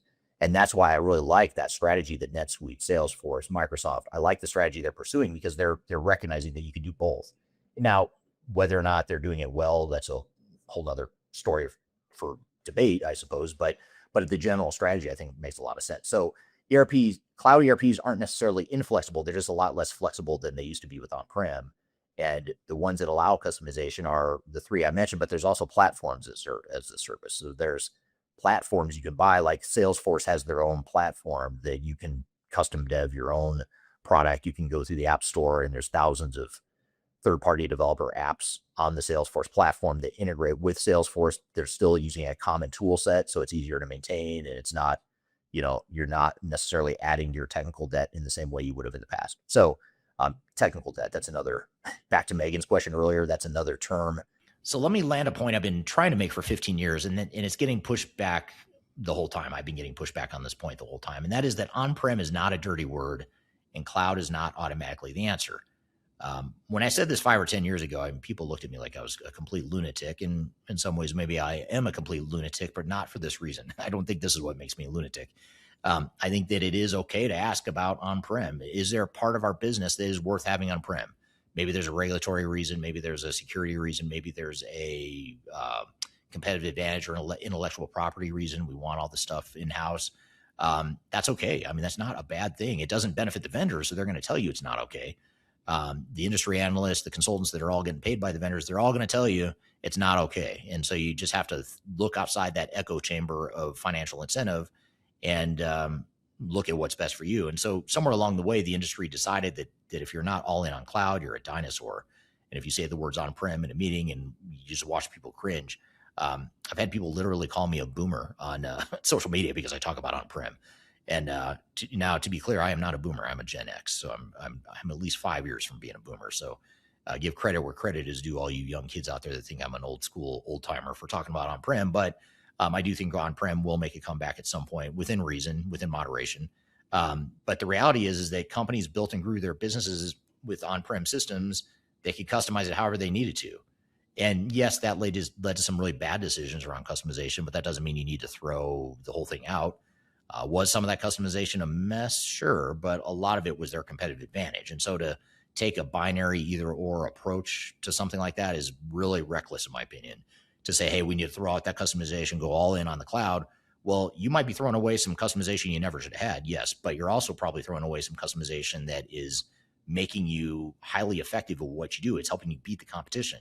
Now, if you're in government or you're a nonprofit and you don't care about profitability, okay, maybe that's okay. But for 99% of the world and 99% of the companies we work with, they do care. And there is a reason for them to preserve some of that. So here's the mechanics of why cloud is less flexible, though, because this is a point of contention and a debate as well in the industry. In a public or cloud SaaS model, the vendor takes the same software and lets thousands of companies use it the same way. Your data is still protected, but the way the software works, looks, and operates has to be pretty standardized. And the reason is because 100% conformity is how the vendor scales and maximizes profit. So a fully homogenized customer base is literally the vendor's dream. That's not a criticism. It's their business model, but it's not necessarily your best interest. And that's the way you need to look at it. So let's give credit where credit is due. There's vendors like Salesforce, NetSuite, Microsoft, and others that have figured out you can do both with a common scalable platform, plus edge tools and app ecosystems that let you handle your unique needs. And that's the smart direction. The vendors I worry about are the ones that are doubling down on the rigid one size fits all clean core vanilla cloud, selling it as eliminating technical debt, while in my view, it's actually selling you a new type of technical debt, vendor lock-in and loss of flexibility. And that's something that the industry hates when I say, but all we're doing right now is replacing the old technical debt with a new form of technical debt, which is less flexibility, more vendor lock-in, less control of your own data, less intellectual property, higher costs. I mean, all that stuff, that's technical debt. We are in some ways making the old technical debt even worse with just a newer form of technical debt that's even more costly. So that's another reason why I don't like the term technical debt, because eventually everything is going to be technical debt. So it doesn't make sense to criticize it as something new and unique, because every decision we make today is eventually going to be obsolete, and that's okay. But the last thing we want to do is make a decision that makes things even worse. And I worry that a lot of companies are doing that right now. They're making things even worse. They're digging themselves a deeper hole, thinking that they're getting rid of technical debt, but they're in many ways just adding to the technical debt. So my prediction is that the pendulum is going to swing back. The future isn't cloud only. I think it's going to be hybrid. It's going to be fit for purpose, not fit to standard. So I don't think you should let anyone shame you out of asking the real question, which is what should actually live here for my business, and where should the data reside? What parts of my business should be in the cloud? What parts should be on-prem? And what makes the most sense for my business? Hershey's is another well-cited case study in this industry where they went live with an ERP system right at the time. I think it was either right before Halloween or right before Easter. It was one of the big chocolate buying holidays, and they chose to go live right before that. And to me, that was that mistake, that ownership, that onus falls squarely on Hershey's, in my opinion, based on what I know. They should have known not to go live with a new system right at the peak shipping time. And it was literally at the time, it wasn't at Easter or at Halloween. It was at the time a few months before that when they needed to be firing on all cylinders, shipping as much product as possible because they were stocking up for their busiest season of the year. So that is another example where SI, a vendor, may have recommended going live then, but it's a terrible idea. And your job as a customer, as an end client, is to see through terrible ideas and to make them better ideas. And if you're outside advisors, and they will do this at times, they'll give you advice that they think is right, but it's not right for you. You've got to make that tough decision. And this is why I think leaders just need to think more critically. They need to question and challenge. And that's another thing. I think a lot of times when leaders question or challenge, they get gaslit by their vendors into thinking, well, why are you asking questions? We're the experts. And there's a certain amount of arrogance in our industry that I think is very unhealthy. But as a leader, you just need to recognize it's there and ask the questions anyway. The best leaders I've ever worked with are the ones that weren't afraid of hurting anyone's feelings. They weren't mean. They were actually very nice people, but they were very direct. They challenged assumptions. In some cases, they completely openly disagreed with vendors and their consultants. At the end of the day, they had a better relationship too. I think the consultants and the vendors were actually really good in those cases because they were doing what they're good at.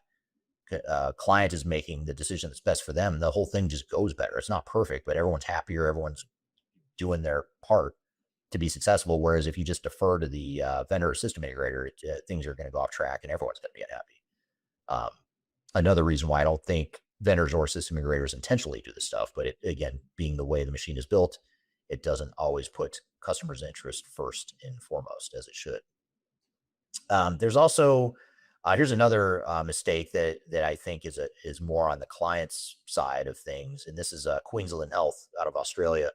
Big healthcare system they went live knowing that they had over 2,000 known defects in their system, including 14 critical ones. And the internal team ended up agreeing with and downplaying the risk of those showstoppers. So even though they were calling them showstoppers, they thought they could just deal with it after go live. And that's a big mistake too. That's another red flag. If you hear people on your team saying, "Oh, we'll just figure that out in phase 2, or we'll figure that out after go live," your ears should perk up and you should challenge that immediately, because you have to ask, why are we doing that after go live? Why don't we just do it now? Or why don't we defer go live? What's the big deal? If we defer go live, wouldn't that be better? I mean, you should be asking those questions. If you're not, then you're not managing your vendors. They're managing you. And again, keep in mind, you're the one who has to live with it. They don't. They will benefit no matter what. but you're the one that has to live with the end results here. Another example is Target Canada. This is a disaster. This was a $7 billion mistake.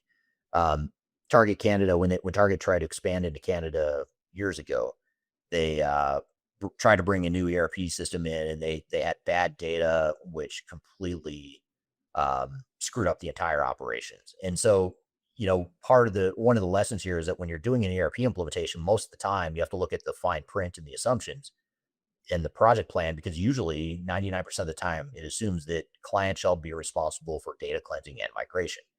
The vendor will usually give you the tools, they'll give you a framework, they'll tell you, it might show you how to do it, but usually you're responsible for doing it. It's a huge deal. It's interesting because it might be one line item, a single bulleted line item on a set of assumptions in an SOW or proposal, but that one bulleted line item can have massive catastrophic effects on your project if you don't do it well. And by the way, you've got to budget time and money for that, and that is not in your vendor's plan. So Target's lesson is they didn't do that well. The data was bad. They couldn't get product in the right place at the right time. They actually ended up going out of business or pulling the plug on their operations in Canada. I think they've since gone back into Canada, if I'm remembering correctly. I think they're in Canada again now, but at that time they had to close stores because they didn't have the right data and the right visibility into their operations to be able to manage it well. Mo on TikTok says a client is not seeing the importance of defining the target operating model, but is only focused on a new ERP. Very true. Another term that's used to manipulate the industry or from the industry is lift and shift. I imagine that's part of where this comes from. If I can convince you that this is a lift and shift, I'm going to convince you my software is going to be easy to implement and that you don't need to worry about that fluffy stuff like target operating model and change management adoption. That's all just stuff we can deal with later if needed, but that's the stuff that will make or break a project. So very well said and great point there. Osmi on TikTok says, is it worth to go from on-prem to cloud? Does the cost justify? I don't know. It depends on your business case. The cost will be higher than you think. You will not save money by moving to the cloud. You're probably going to spend more money. The question is, can you justify the higher cost? Is it worth it? Do you get more business value out of it? It's another question your leader should be asking. You shouldn't go to the cloud just because that's where the industry is going. That's the future. Because again, my prediction is that it will not be the future for long. I think the cloud will always exist, but I think the hybrid model of some on-prem, some cloud, somewhere in the middle is probably where we're going to settle. But right now, the vendors are pushing cloud hard as the future because that's the future of their profitability. That's where they're going to make the most money. So you have to take that with a grain of salt. Let's see. Let's look at some technology traps too. I haven't talked a lot about this. We did talk about how at Lidl, how there was a conflict between operational wants and needs and what the technology could or couldn't do. That you could argue is a technology trap or limitation. Some might say again, well, it wasn't really because it would have worked fine if Lidl would have just changed their processes. But that's debatable at best. I think that's questionable to assume that. And every company is going to have those sorts of trade-offs and decisions they need to make. So I don't think it's safe to say that you're just going to accept the software the way it's built to work. But another example is Waste Management versus SAP. This was a big lawsuit probably 15 years ago. It was a $500 million lawsuit, settled for, I believe, $77 million from what I have in public record. And the key here is that the demo selling and the sales cycle fraud playbook went to court. It was demoing functionality that didn't exist. There was allegations of fraud and misrepresentation, which I would tend to probably agree with in some ways, just based on what I've read about this case. But that's something that, again, you could say shame on the vendor for overselling their capabilities and showing a version of the software that didn't yet exist.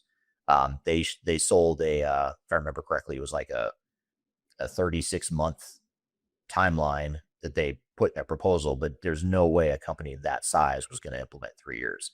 I don't need to know anything more about them other than the name Waste Management to know that it's just not going to happen, especially knowing that they had 30 or 40 different locations, very diverse operations. So that's a case where they were sold a bill of goods, both in terms of the functionality and the timeline.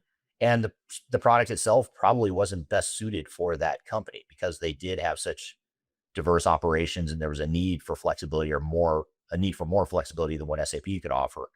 That was a big challenge. Here's one that this is probably the craziest story. I'll save this one for this will be my last one. I'm going to go to more audience questions here because there's a lot here. But the craziest story I have, single craziest story, and this is true. This was actually an expert witness case that we were called into, and I testified as an expert witness. This actually transcends, my whole thesis of the book of Welcome to the Machine. The whole thesis of this book is clients have their own dysfunctions, vendors have dysfunction, consultants have dysfunction, and all three together create a ton of dysfunction that lead to failure. Well, this one's interesting because it kind of spans across all of the above, because this particular customer, I can't mention names here, but they went out and hired I don't remember the exact title. It wasn't a CIO, but it was like a VP of transformation. It was going to be an internal person that would manage the entire digital transformation. So they hired this guy, and I think his salary was pretty decent. His salary is not important, but just to know it was pretty significant. It was like $300,000 or $400,000 US for base salary, which is respectable, but very respectable, more than most people make. So he's making a good salary. He gets brought in to manage this transformation. He brings in a vendor that I won't mention by name. It's a vendor and the system integrator. He had, long story short, we found out through the discovery process, and this is why the suit happened, is the guy had a deal with his buddy's system integrator that he would get 10% of the revenue generated by his buddy's firm on this same project he was managing. So over the course of, I think it was like 3 years, this guy made his $300,000 or $400,000 base salary, but he made over, I think it was $1.1 million just in kickbacks from the company that he brought in to do the implementation. And again, if you're the guy that is doing the implementation and you can get someone to agree to, hey, I'm going to incentivize you, it's highly unethical. Don't get me wrong. It's highly unethical, but it gets the job done right. It's highly effective. Highly unethical, but highly effective. I don't know that it's illegal, which is bizarre that I don't know. I don't think it's illegal. You could argue, I think it's very, very unethical. It should be illegal, but it's not. So anyway, whether he was right or wrong, I'd say he's probably wrong, but that's debatable. The guy that, owned the system integrator company. So he gives his buddy the kickback. The guy makes a bunch of money. Long story short, he was making such irrational decisions. The guy that was internal to the company, he was making such irrational decisions that it was leading them to failure. I mean, he kept extending the timeline. He kept bringing on more resources from the system integrator, and it just amplified the conflict of interest that already existed with the system integrator and the vendor. Now it's became internal, to where your main internal guy that you trust to be your trusted advisor, the guy looking out for your best interests, now all of a sudden he's compromised as well because he's making money via kickbacks. And that's the only time I've seen it happen at that magnitude. But I do wonder, there's times where I come across clients and I do wonder, are you getting kickbacks because you're acting so irrationally in your decision making, and you're so blinded by the vendor Kool-Aid? I have to wonder, is someone offering you a kickback? Like, if you guys choose this software, I'll give you X. And I have no proof to back this other than to say I've seen it happen once at a pretty big scale. It went to litigation. I have to wonder if there's other instances of that in the industry. What do you guys think? I'd love to hear the audience feedback on this. Am I crazy? Yeah, I tend to, I'll be the first to admit, I do tend to get fascinated by conspiracy theories. So I will always chase down conspiracy theories, even if I know they're not true, just because I'm fascinated by them. But I'd love to hear the feedback here from the audience. You think this is real? Alina on LinkedIn says cloud and value equals trap. Yeah. I mean, the cloud is a trap in a lot of ways, but if it adds value, enough value, and you can justify the risk of being locked in or making it very difficult to change, then perhaps it's not a terrible thing. But that's for you to decide. I mean, I think every company might come to different answers on that. And then Marcelo adds to what Alina said by saying, if you've been through as many cloud migrations as I've had to, you find out the cloud has you. That's a movie reference. Which movie is that? I don't know which movie that is. I feel like you're going to tell me and it's going to be super obvious, but I don't know what that is. The cloud has you. Someone help me out here. Who was that? Okay. Alina says, welcome to the jungle. Who did what? Should it be so interesting? Is it available on Amazon? Yes, it is. All three books, Welcome to the Machine, Welcome to the Jungle, and Final Countdown, are all available on Amazon. Final Countdown is the first book I wrote. You can barely see it over my shoulder. dark blue cover. It's more of a strategy book. It's about how to define a digital strategy and roadmap. Welcome to the Jungle is more case study based, so it unpacks public case studies and talks about why they failed and the decisions that led to the failure, so that you can learn from them.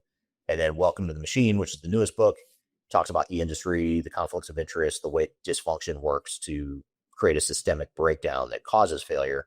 The systemic breakdown won't change anytime soon, I don't think, but if you understand it, you can navigate it better and make better decisions and be successful despite the machine's efforts to control and profit from you. Jumanji? Is that Jumanji? I'm not sure. James says, yes, up there at Jumanji. I'm not sure if that means that quote was from Jumanji or not. Well, thank you very much for joining today. I hope you enjoyed the conversation. Love to hear your feedback. Any stories you've got, leave them in the chat. I'm actually going to pull some of those stories for future episodes, so be sure to drop those in the chat, because I do want to do a part 2 of this thread and have it maybe as an ongoing series, because I do really like the storytelling angle here and the case study angle of it. And as always, be sure to check out my new book, Welcome to the Machine. Check out the QR code above. You can also go to the links below. Let me know what you think when you read it. Please leave me a review on Amazon too. If you have read it or if you bought it, it helps a lot if you leave a review. Be as honest, candid as you want to be, but the review itself matters more than getting a 5-star review necessarily, although 5-star reviews are awesome. I will not complain if you give me a 5-star review, but having a review of some sort is better than no review at all. So thank you in advance for doing that. We'll be back same time, same place next week. You want to see any old episodes of this podcast, any past episodes going all the way back to 2021, go to transformationgroundcontrol.com. That's the same site. You can see all the new episodes. You can also subscribe and listen and watch wherever you listen to or watch these podcasts. Hope you have a great week, and we'll see you next week on the next episode of Transformation Ground Control. Take care.